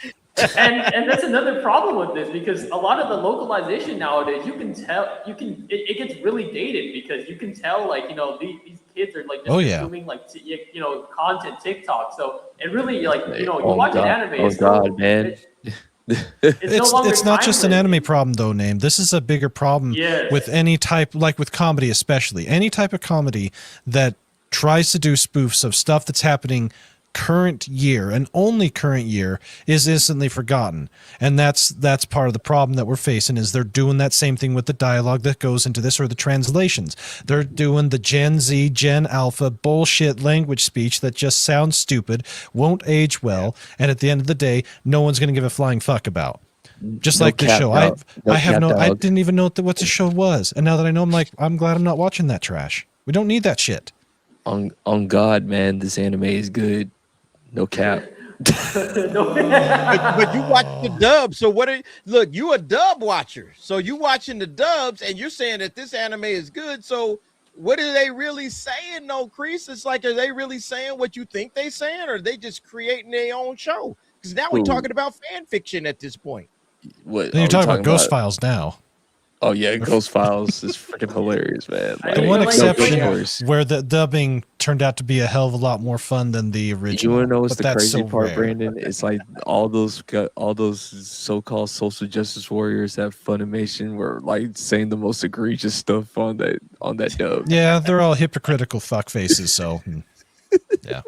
But like, look at the comments here. Why are the subs such shit? If you're going to watch this, avoid official subs like your life depends on it. Mhm. As you can see here, people are basically like, what is this? And to me, that's what I like. I will avoid a series, not to say that I'm gonna listen to the dubs anyway, but I want to understand what they're actually saying. I want to hear it from the Japanese version. I a lot of times I'll I have like my little Google translator. I got my little Google Translate on my phone, and I'll just park it right next to the phone, and I'll do a test, and play the translation or play like a 5-minute segment, and then I'll just see if these subs line up with what Google Translate is saying, and if they don't, then I don't even bother. Man, it's like I said, they're like Crunchyroll is telling you, the consumer, that we know that you guys love subs, but you guys are too stupid to understand the subs, so we're going to do our own thing. Like, you know, it's disrespectful, man. They're screwing over. This is the ultimate screwing of the customer, because, like I said, you know, it's already bad that they're messing with the dubs, but now that they're coming for the subs. I'm assuming this is the dub script too, because like I said, the Black Torch premiere, the dub script was the subtitles that we saw on the screen. So it's just like, what are we doing? It's like they're coming for the subs. That's what I'm saying. It sucks, because like I said, this is very anti-consumer, because, you know, I always say, you know, you know, DA and I, we were taking the time to learn Japanese, but not everyone has the time or the energy to do that, because this is a complicated language, and you shouldn't have to learn. And you shouldn't have to learn another language to watch an anime as it's right. Intended, you know. Mm-hmm. To enjoy, like, I don't know, man. To me, it's just frustrating, because like I'm enjoying certain anime, and I'm like, okay, I'm just kind of like, you know, just reading the subtitles, and now it's like, are these the right subtitles? Am I reading this correctly? I don't know. I don't know if this is actually what the author or the writer or the mangaka or the anime, like, is this what Japan is getting? Because that's what I want. I want what Japan is getting, just, you know, translated in my own language, or, you know, whatever, either dubbed or subbed. But it doesn't seem like we're getting that. And because we're not getting it, it's like, okay, I got to learn Japanese now. Yeah. which is kind of And fucked I mean, up, man. It's like, why I it gotta learn sucks. that language to Exactly. It sucks understand the show? that it sucks that we have to tell people that, you know, it might come to a point where you have to learn it as a necessity rather than you do it because you love the language. Because that's how I started. I liked anime, and then I started, like, you know, became interested in learning Japanese, and now here is where we are at. But you know, like you said, DA, sometimes, like, when you read the subtitles, like, it's not as, you know, what they're saying, and it kind of can sour or ruin the impression of the anime for you. And I still watch this anime, but I just, you know, I'll see the subtitles, I'll like scoff at it, and then, like, I'll be like, okay, what did you really say? And I have that in my mind, and it feels way better because, you know, I can trust myself now. I don't have to rely on these guys because, you know, it's just like, I know you can't give me the work, so I'll do it myself, you know. And but like I said, for the average consumer who's just either watching dubs or, you know, they're watching subs because, you know, learning another language is hard, you know, it really sucks because you're getting shafted out of a quality product or even a product at all. You can even call this a product. Yeah. And I still blame this all on Crunchyroll because because back in the day when it was just Funimation used to make it fun, okay? Like, they put the fun into the anime, like, you know, like, I got like a whole thing of most of Funimation's old stuff back there or whatever. Like, they put the time, they put the effort, they cared about the product or whatever. And as soon as Sony like did the crusade for Funimation, that's when you just knew it went to crap, man. Like you, Chris. I haven't talked to as many dub voice actors as you, but I've listened to interviews and I've talked to some of them. They told me that the quality of dubbing back then is way different than it is right now, because right now there's so many series coming out that they barely have any time to breathe. Whereas back in the day, when it was still kind of a niche thing, like I was watching an interview of Steve Bloom talking about Cowboy Bebop. You know, we all know it underperformed in Japan, in its home country. But when they brought it over here, they saw potential in it. So they took the time, they took months to refine it, you know, get the right delivery, get the right, like, scripts. And, you know, it really took off over here because of how much time they put into it. But because of how many shows are coming out each season, and, you know, Crunchyroll, the streamer, Netflix, the streamer, High Dive, the streamer, you just want to crank out product after product. You don't really have time to refine it because it's just like I've heard voice actors, they say they literally finish one, and it's always been like this, but I'm hearing it's way worse right now. They finish one gig, they drive off to the next one. They don't even have time to sit and think about the world. It's just like, okay, I'm in this booth for this character, I do it, okay, you know, I turn my brain off, I drive to the next one, I get into another character. So they don't really have time to, like, unless you're like, once again, it's like, unless you're like the Demon Slayer cast where they like actually take their time with it, like with Zach Aguilar and them, like, you know, they because they know it's a popular anime and they sit down and take their time with it, you're correct. Like, you know, or if it's Dragon Ball or One Piece, those are going to be the ones that they take their time with or whatever. All right, everything else is like, here's the only problem that I have with this. Yeah. Why is this not a problem with the Japanese voice actors? How come are they so damn good? And you can have one person do 20 shows and be main characters in half of those, and yet consistent, solid performances where they're so good at what they do that I can't tell it's the same person. Why is it no problem for them, yet it's such a problem for the Americans to do it right? Brandon, I think the problem with that is that they don't have official, as far as I know, they don't have official voice acting schools in the US like they do in Japan. A lot of the voice actors, like I talked to, they have classes and little workshops and stuff, but I don't, as far as I know, Japan takes their voice acting seriously. That's the thing. Exactly. There's specialized, that's a specialized school. Love and dedication. They have specialized schools to train voice actors, and it's grueling. Yeah. Whereas here, I think a lot of voice actors that I've talked to, they get their start in like theater. They graduate with the theater. Yeah, I was about to say, they always do theater first. Yeah, they do film, television. They do like a lot of live screen stuff, and then they'll do voiceover. But there's no, as far as I know, and I could be wrong, there's no official. Thank you for the rate. There's no official, like, you know, specialized, like, this school is just for voice acting. We're just gonna help you work on, like, you know, voice. For that point, now what I'm starting to see is like the voice actors that are like already in the industry, they're starting to do their own like mini classes. Like they're starting to do classes themselves to teach other people how to That's voice actually act. kind of good. Yeah, each Yeah. one teach one, right? Hey, real Yeah. quick, Hail the Hypnotic, the Bigot Army came through with a second raid. We got raided early in the show. I guess we've been going so long that Hypnotic had a chance to start up another stream and come back and raid us again. Yeah, he always does a nighttime game stream before he actually crashes out Hey, on his Hail second Hypnotic, channel. bro. Thank you very You much. bigots, welcome. The bigots are here, and I love y'all. Appreciate it. Thank you very much. All right, look, it is late. I want to see if you guys look. We do game shows, we do quizzes, we do things like that. When my son goes to anime, expo, anime matsuri, anime conventions, we want to test run a game type quiz show, whatever. And if we can get this going, we'll do this every week. We'll give away prizes. If you guys are down with it, not you on the panel, but everybody at home, all right? You guys, I know it's late, man. It's damn near, it is midnight on the West Coast. If you guys need to drop, you can. But we have a quiz that I wanted to run through. If you guys are down for it, we could do it. Everybody can play. You can play at home. You guys right now on the panel, you guys can play. Everybody can be a part of it. But this is something that is going to eventually become part of my son's standard, content on Anime Heads, is that we're going to do quizzes, we're going to do game shows, we're going to do fun stuff for anime fans, and then we're going to run it. So if you guys are down for that, we can start it. I want to go ahead, and it's on Kahoot. It's something that you guys are probably familiar with Kahoot.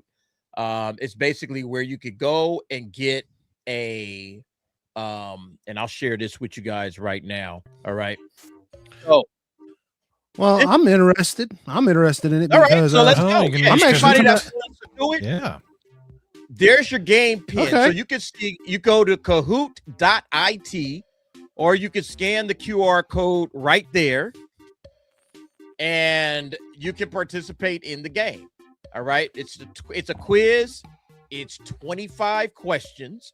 And we'll run through it, and then we'll see who wins. And the winner will get an Anime Heads t-shirt. All right. So if you win, if you're the top scorer, I'm giving you an Anime Heads t-shirt. I will ask for your information. You'll have to send it to me in my email, Derek Anderson, author@gmail.com. All right. So we got one participant You're right fake. there. I think that's name. That's not me, man. No, That's but the- while The we're place waiting, I work can at uses Kahoot. This is actually really good. So for all of you out there that are watching this, get your ass into Kahoot, participate, and have some fun. Yeah. And get yourself a t-shirt. If you know your shit, you will get a t-shirt. Yep. Gilgamesh has joined us. DA, hello, Kit. Name, you can participate. That's all good. You can absolutely. Oh, okay. You're fake. That's you. Okay. I thought that was Name because I saw Name pull his phone up. That's not and me. then all I'm of a just sudden- watching. But while we're waiting, I want to keep talking about that point that Chris made about the voice acting schools. I think that's another thing that's interesting, because I'm hearing that a lot of modern voice actors, they get into the job because they love anime, and that's good and all. But you think about all the voice acting greats that we had in the past. They started in theater background, so people are starting to worry, like, is the voice acting pool starting to become like, how do I say this, like inbred? It's like you're only consuming anime, and that's like the only reference that you have. Whereas, for better or for worse, these guys that grew up with and graduated through like theater courses, they have a wider understanding of different acting styles, different materials to draw from. So they have they just have, I don't know what point I'm trying to make, but I'm just like do you think that's going to affect the quality of anime dubbing, anime performances? It's not just anime guys that are doing it. Like, I know one of my favorite voice actresses, Tara Strong. Like, I think she's like the female GOAT at all time for when it comes to cartoons. Yeah, she's wherever damn good. She's good. She's doing classes. Like, I'm seeing a lot of people just popping up. Like, I think they are taking some notes from the Japanese and just say, like, okay, maybe we can help these up and coming people. It's something is better than nothing. That's how I see it, or whatever.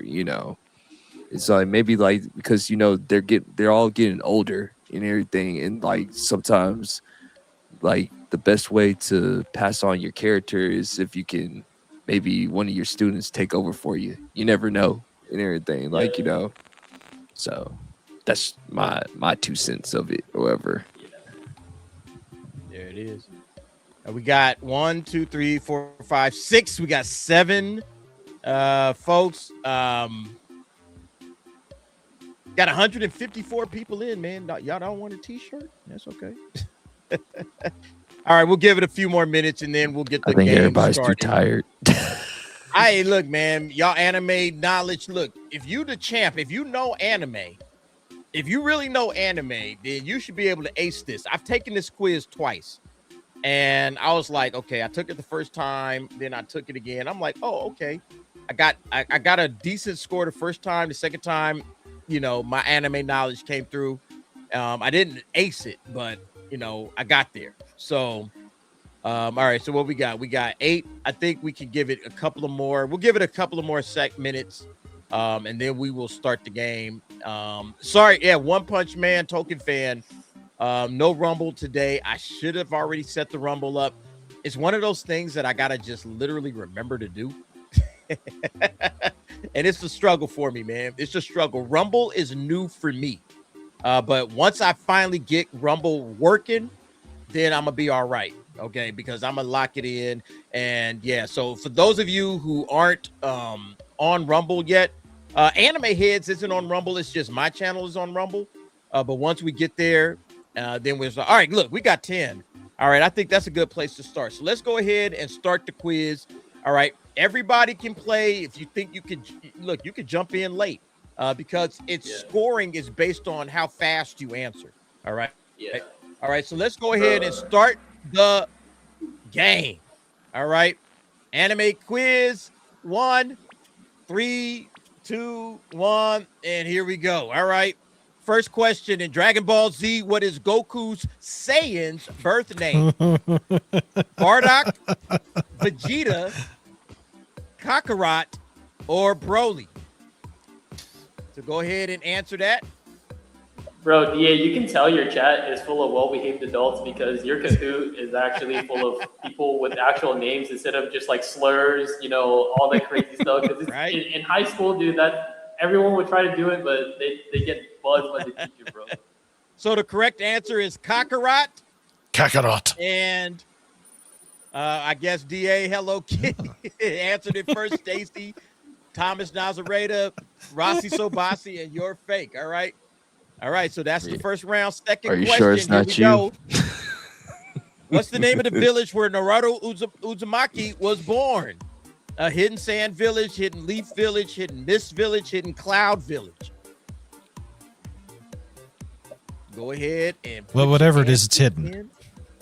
Exactly. It's one of them hiding spots. All right. Hidden Leaf Village is the answer. Somebody said Hidden Sand Village. You got to watch your Naruto, man. Huh? Somebody's LARPing. Right.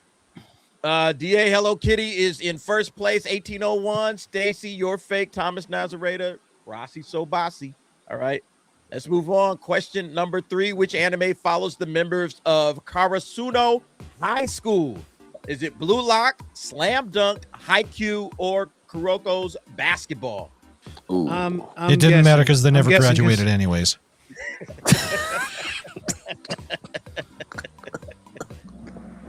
Uh-oh. Slam dunk. The correct answer is Haikyuu. It's haiku. Yep. You see, I would have totally bombed that one. Man. Only one Yeah, I person bombed got it. that? I bombed it. So who got it right? Wow. Look, DA Hello Kitty, who is that? They on fire. 3 Who is correct the answers DA's in a Hello row. Kitty? It's that's that one person that watches anime all day. Somebody that's locked in on anime. All right. Well, hey, besides look, me. you can always come back. You just got to answer fast. First Studio Ghibli film ever released was. Uh-oh. Oh, you got to really test your anime. knowledge Howl's with Moving this. Castle.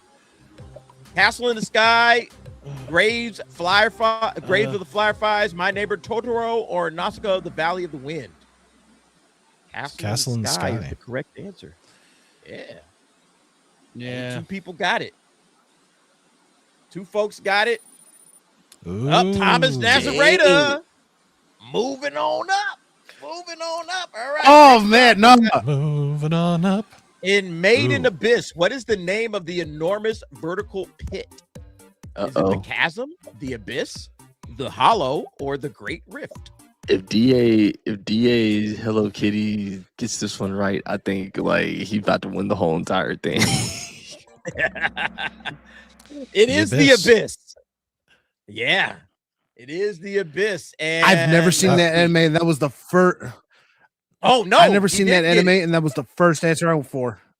You just guessed. Well, it's Made in the Abyss. I was gonna say yes. that name would have been my ex-wife's. Yeah. All right. I was going Number nasty 6. there. Never mind. In Full Metal Alchemist Brotherhood, who created the nationwide transmutation circle? Was it Dante? Was it Father? Was it Van Hohenheim or King Brandon? It was Van Helsing, of course. Of course. Police girl.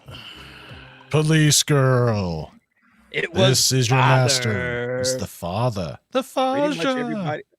2 of y'all got it wrong. All right. So where's the standings at right now? Oh, DA Hello Kitty got it. Stacy, you're fake. Thomas Nazareta, Buddha Cafe coming on up. All right. Jumped into the top 5. Let's keep it going. Next question. What is the title of the military organization in Attack on Titan that ventures outside the walls? Is it the Military Police Brigade? Is it the Scout Regiment Survey Corps, the Garrison Regiment, or the Royal Guard? It is the I'm a Terrible Anime Police. This is so easy, man.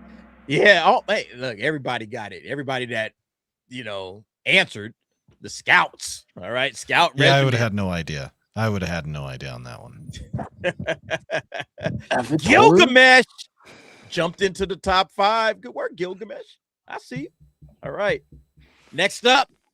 I don't think you guys are gonna be Hello Kitty, man. I think you got to. Notebook. Oh, come on. Anyone whose name is written in it. If you don't get this right, just walk off. I don't know what Just to do walk with you if you don't away. get this right. I want one. Who made this quiz? They actually have that works. They have good ball knowledge, dude. They're bringing up Made in Abyss, Future Diary, Psychopaths, Kogias. They know Death their Note. anime, bro. Look, everybody got this. Bro, who Well, made that's this? the nice part about the service. Death Note or Future Diary. Come on. You can create your own with this, or there are people that have made quizzes, obviously, and you can pull from them. So Kahoot's a really good service. It's really good for crap like this. It's good. So, DA Hello Kitty crushing it right now. Although Stacy is right there, man, only 500 behind or so. All right. So the Hello Kitty. And we got a lot of questions. In Hunter, what is Gone Freaks searching for? Fame and fortune? The Dark Continent, his father, or a Nin master? He's searching for the N-word pass. Oh God! He needs his ninjas. He's searching for his father, of course. But he wasn't searching for the Zumba flag. I thought he was searching for that child support. Dang. The DA Hello Kitty is on point. Man, ain't missing it all, right? All right, Stacy, you got an answer streak of 5 in a row, man. Good work, Stacy. All right, let's get to the next one. Number 10. Which pro hero just coming to me temporarily takes over as the number 1 hero after All Might retires? Is it Oh Mirko, man, that's easy. Hawks, Endeavor, or Best Genius? Oh, It was Lemillion, of course. Guys, it's obviously the Crawler, the GOAT from My Hero Vigilantes. Endeavor. Endeavor is the correct answer. Whoever picked Miracle, I know what kind of man you are. There we go, man. Look, it's okay. I'm that kind of guy too, bro. Your fake got an answer streak of 6, killing it right now. All right, I'm 11. And I'm coming for that number 1 spot. Heroes.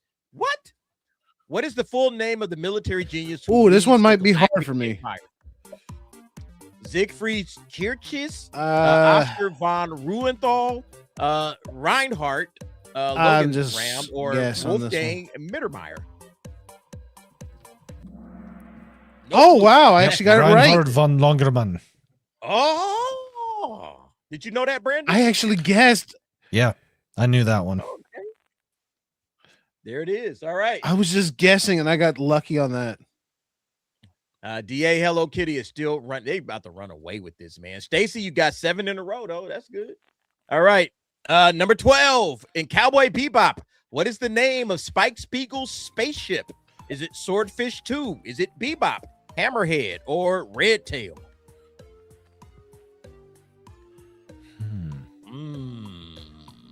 I don't remember. This might be tricky for some folks. It's Swordfish. Oh, Look, everybody picked Bebop. Oh, Bebop was the is not his ship. Yes, it's not Spike's ship. Yep. His Bebop ship was is the Swordfish. Bebop was the carrier ship. Right. Yep. So some of y'all got that wrong. The Hello Kitty is still sitting in first place, but you're fake. Almost everybody got it wrong. Yeah. In My Hero Academia, which former wielder of One for All possessed the quirk Danger Sense? Daigoro Banjo, Bruce, Hikage Shinomori, or N?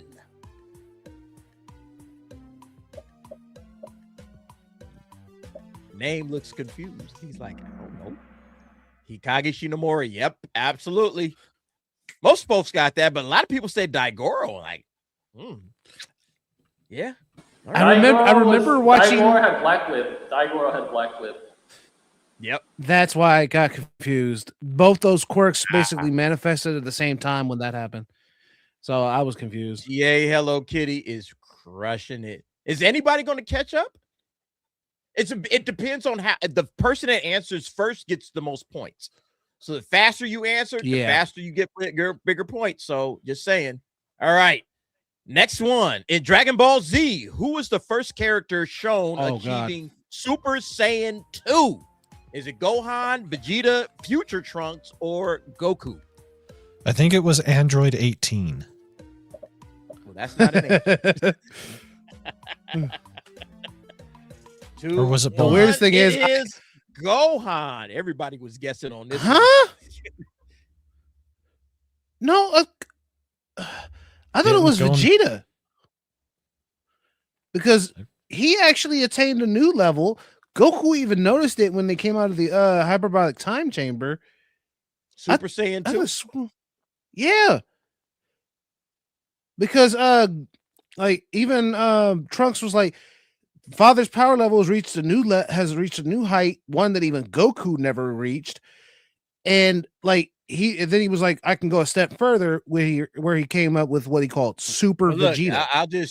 I'll share this. I just Googled it. AI, who achieved Super Saiyan 2 first? Gohan is the first character to achieve the Super Saiyan 2 transformation, unlocking the power during his legendary fight against Cell in the Cell game. That's fair. That's fair. All right.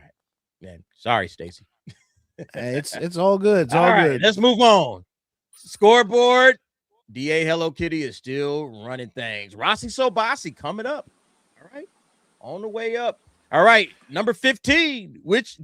In Demon Slayer, which Hashira mentors Tanjiro during his rehabilitation after the Mugen Train arc? Is it Shinobu Kocho, Mitsuri Kanroji, Giyu Tomoyoka, or Tenjin Uzui? This one's easy. This is an easy one. Bro, it's Gilman. Hey, come on, bro. Man, Shinobu. Sorry. Oh, so it was kind of that wasn't his wife. Yeah. Wait, what? Isn't this wrong? Because she did? After Mugen Train? After Rengoku passes? Yeah. Shinobu did? Yes. I thought it was Tengen. No, Tengen. I just remembered this. Tengen was after the entertainment district arc. No, but I just remembered this is after Mugen Train. So it is the next arc after Mugen Train is Entertainment District. I mean, we can look. I don't pick these answers. I'm just going with what Kahoot is saying. No, for sure. I just wanted to I just wanted to know because there's no way I forgot this, bro. This is crazy because I know Shinobu talked to him in the first season. Yeah. But but she mentored him? Was it in the what's it called? That episode that bridged Mugen Train and Entertainment? Because I know Well, it does I know say- I think it was. Yeah. Well, in any case, we got to move on. All right, it's getting late. All right, so there we go. Your fake is moving up. Rossi Sobasi. It's also moving up. Rossi passed me. Stacey. No, he's catching up. No. Stacey, you good. You good.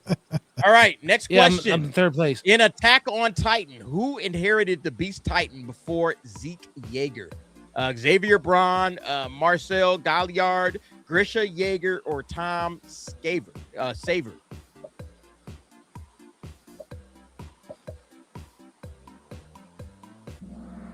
Answer, Xavier. Oh, no, Tom.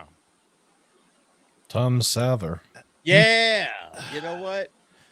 Okay, that Right. I'll admit. Nobody got this one right. Nope. No. No one did. Nobody got this one right.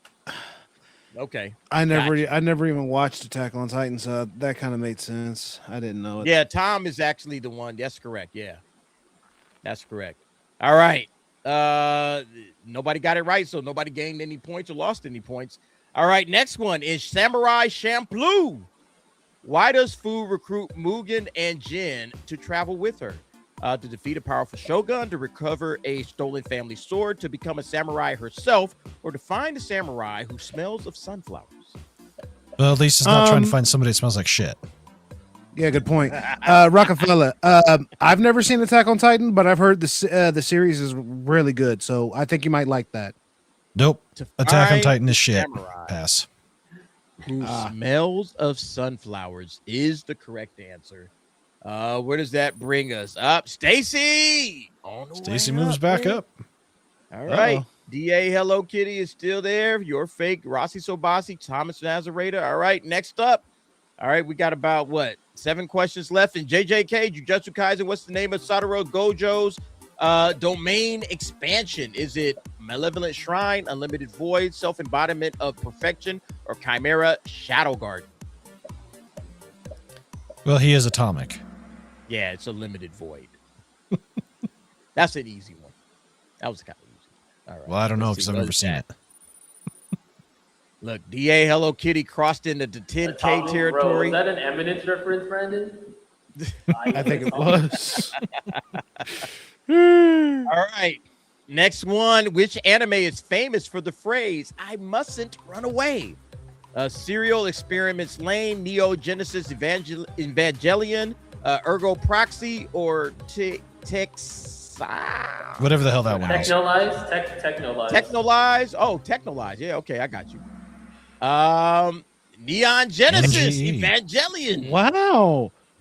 Oh, that's right. That's right. Yeah. Now that they say that, I didn't know, but now that you hear No, it, it's 'cause, like I mustn't run away. Yeah. Yep. There was a scene in one of the episodes. Gendo was actually hoping Shinji would crack and run, and he kept repeating that phrase to himself. Yep.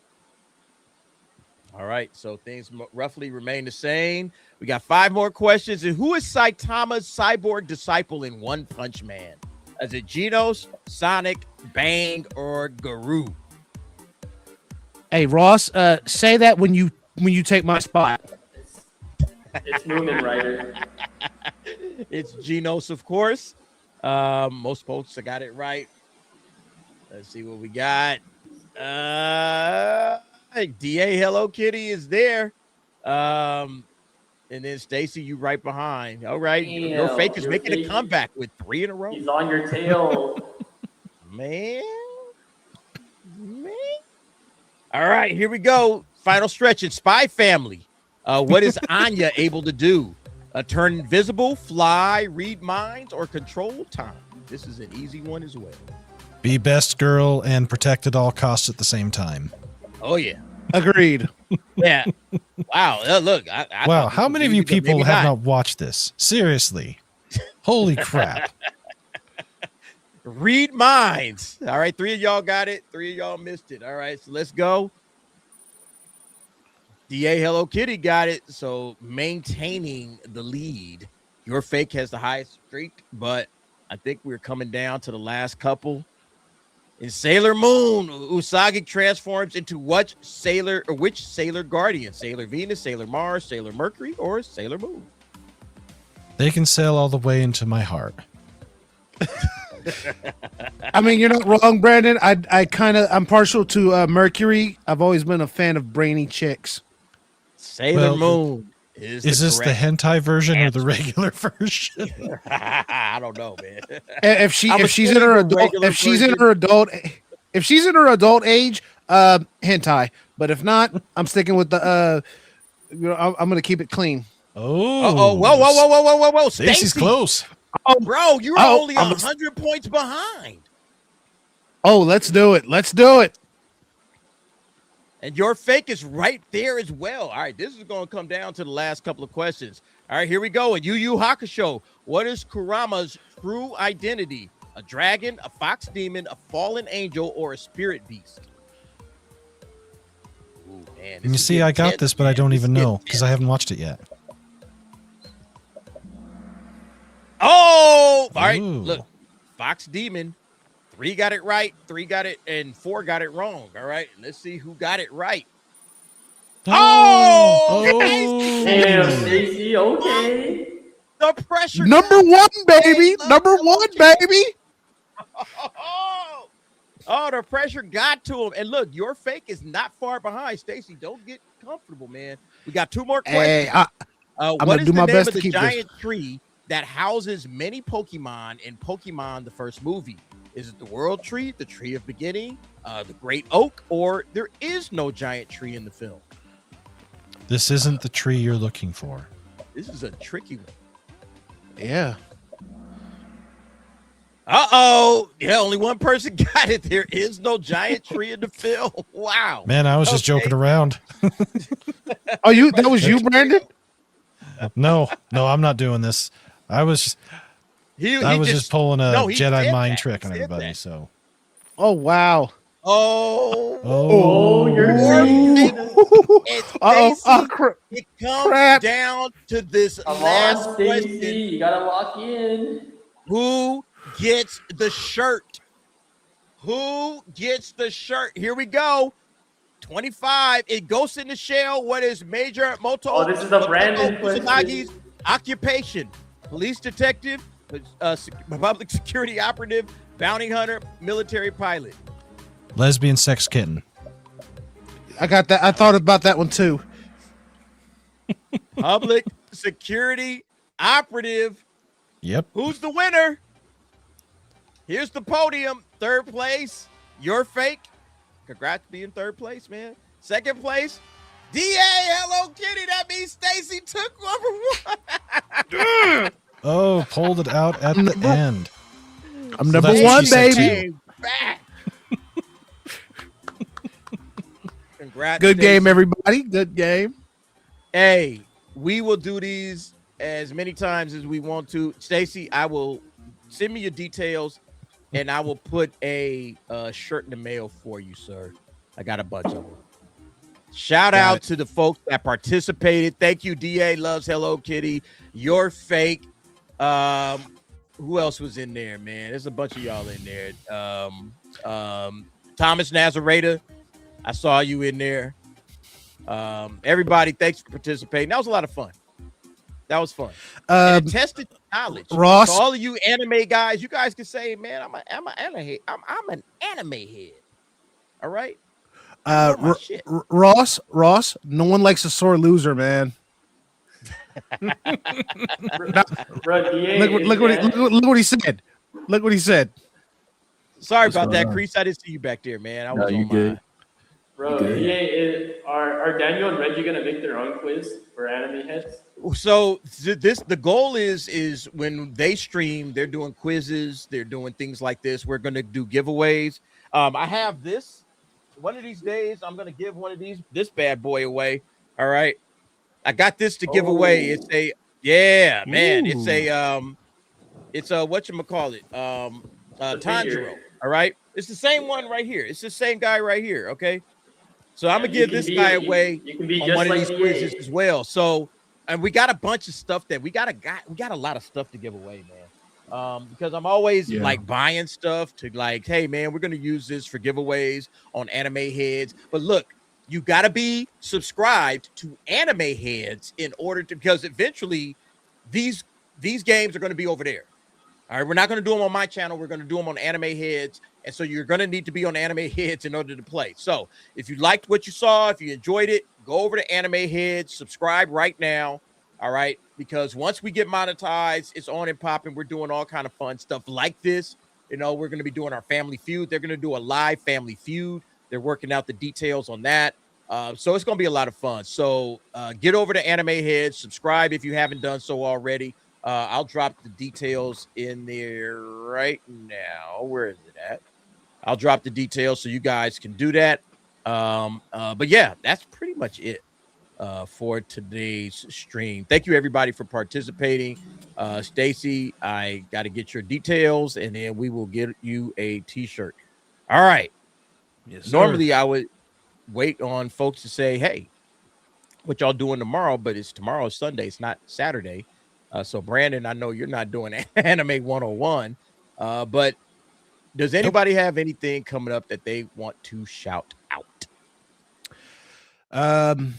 I'm actually about to upload the next episode of Legend of Heroes Trails of Cold Steel 1, and I will try to get a Mortal Kombat Legacy stream up tomorrow. Not guaranteeing it, but I will try. Very good, very good. Thank you for hanging out with us tonight, Stacy. Brandon Crease, we know Name don't have a channel, but Brandon Crease, y'all got anything coming up? Can you guys hear me? Yeah, we can hear you. What you got? We hear. Okay. I hear you. Okay, cool. Got Culture War videos coming up, but really Wednesday nights, Ninjas at Night. That's really the show that I'm promoting right now. However, with me and Vagabond, and of course we got For the Homies podcast this Thursday coming up. Here we go. There we That's go. it. Thank you very much, sir. And that'll do it. Brandon, anything or no? I'm not sure what I'm going to do this week yet. Just not sure. Fair enough. All right, folks, that'll do it for me. You know me, the DA. Daily videos. You guys are already subscribed, so you know how I get down. We will have the DA's office tomorrow. Probably going to be a lot of Spider-Man talk, all right, and how well it's doing in the box office. So we'll chop it up over that. Let me see. Have I missed any super chats? Oh, we did get one. Mitchell Fields for $2. I'm so bad at quizzes. I failed my own blood test. How do you fail a blood test, man? I don't think that's possible. All right, man. Thank you for hanging out with us tonight, Mitchell. Much love to you. Thanks you to Gilgamesh as well, who also participated in the chat. He was in the quiz. I mean, he dropped a lot of bread tonight, so I appreciate it. Dragon Master Zero coming through as well. Thank you very much. Ross C. Bilson for becoming a member. Nick Knack also hanging out. Appreciate you. Brandon, thank you for also gifting. Love that. And that's it, man. Everybody have a great evening, a great Sunday. I will see you guys on the DA's office for those of you that's coming through. And then, yeah, we'll chop it up. We'll talk about it. And there we go. All right. Everybody have a good night. Peace.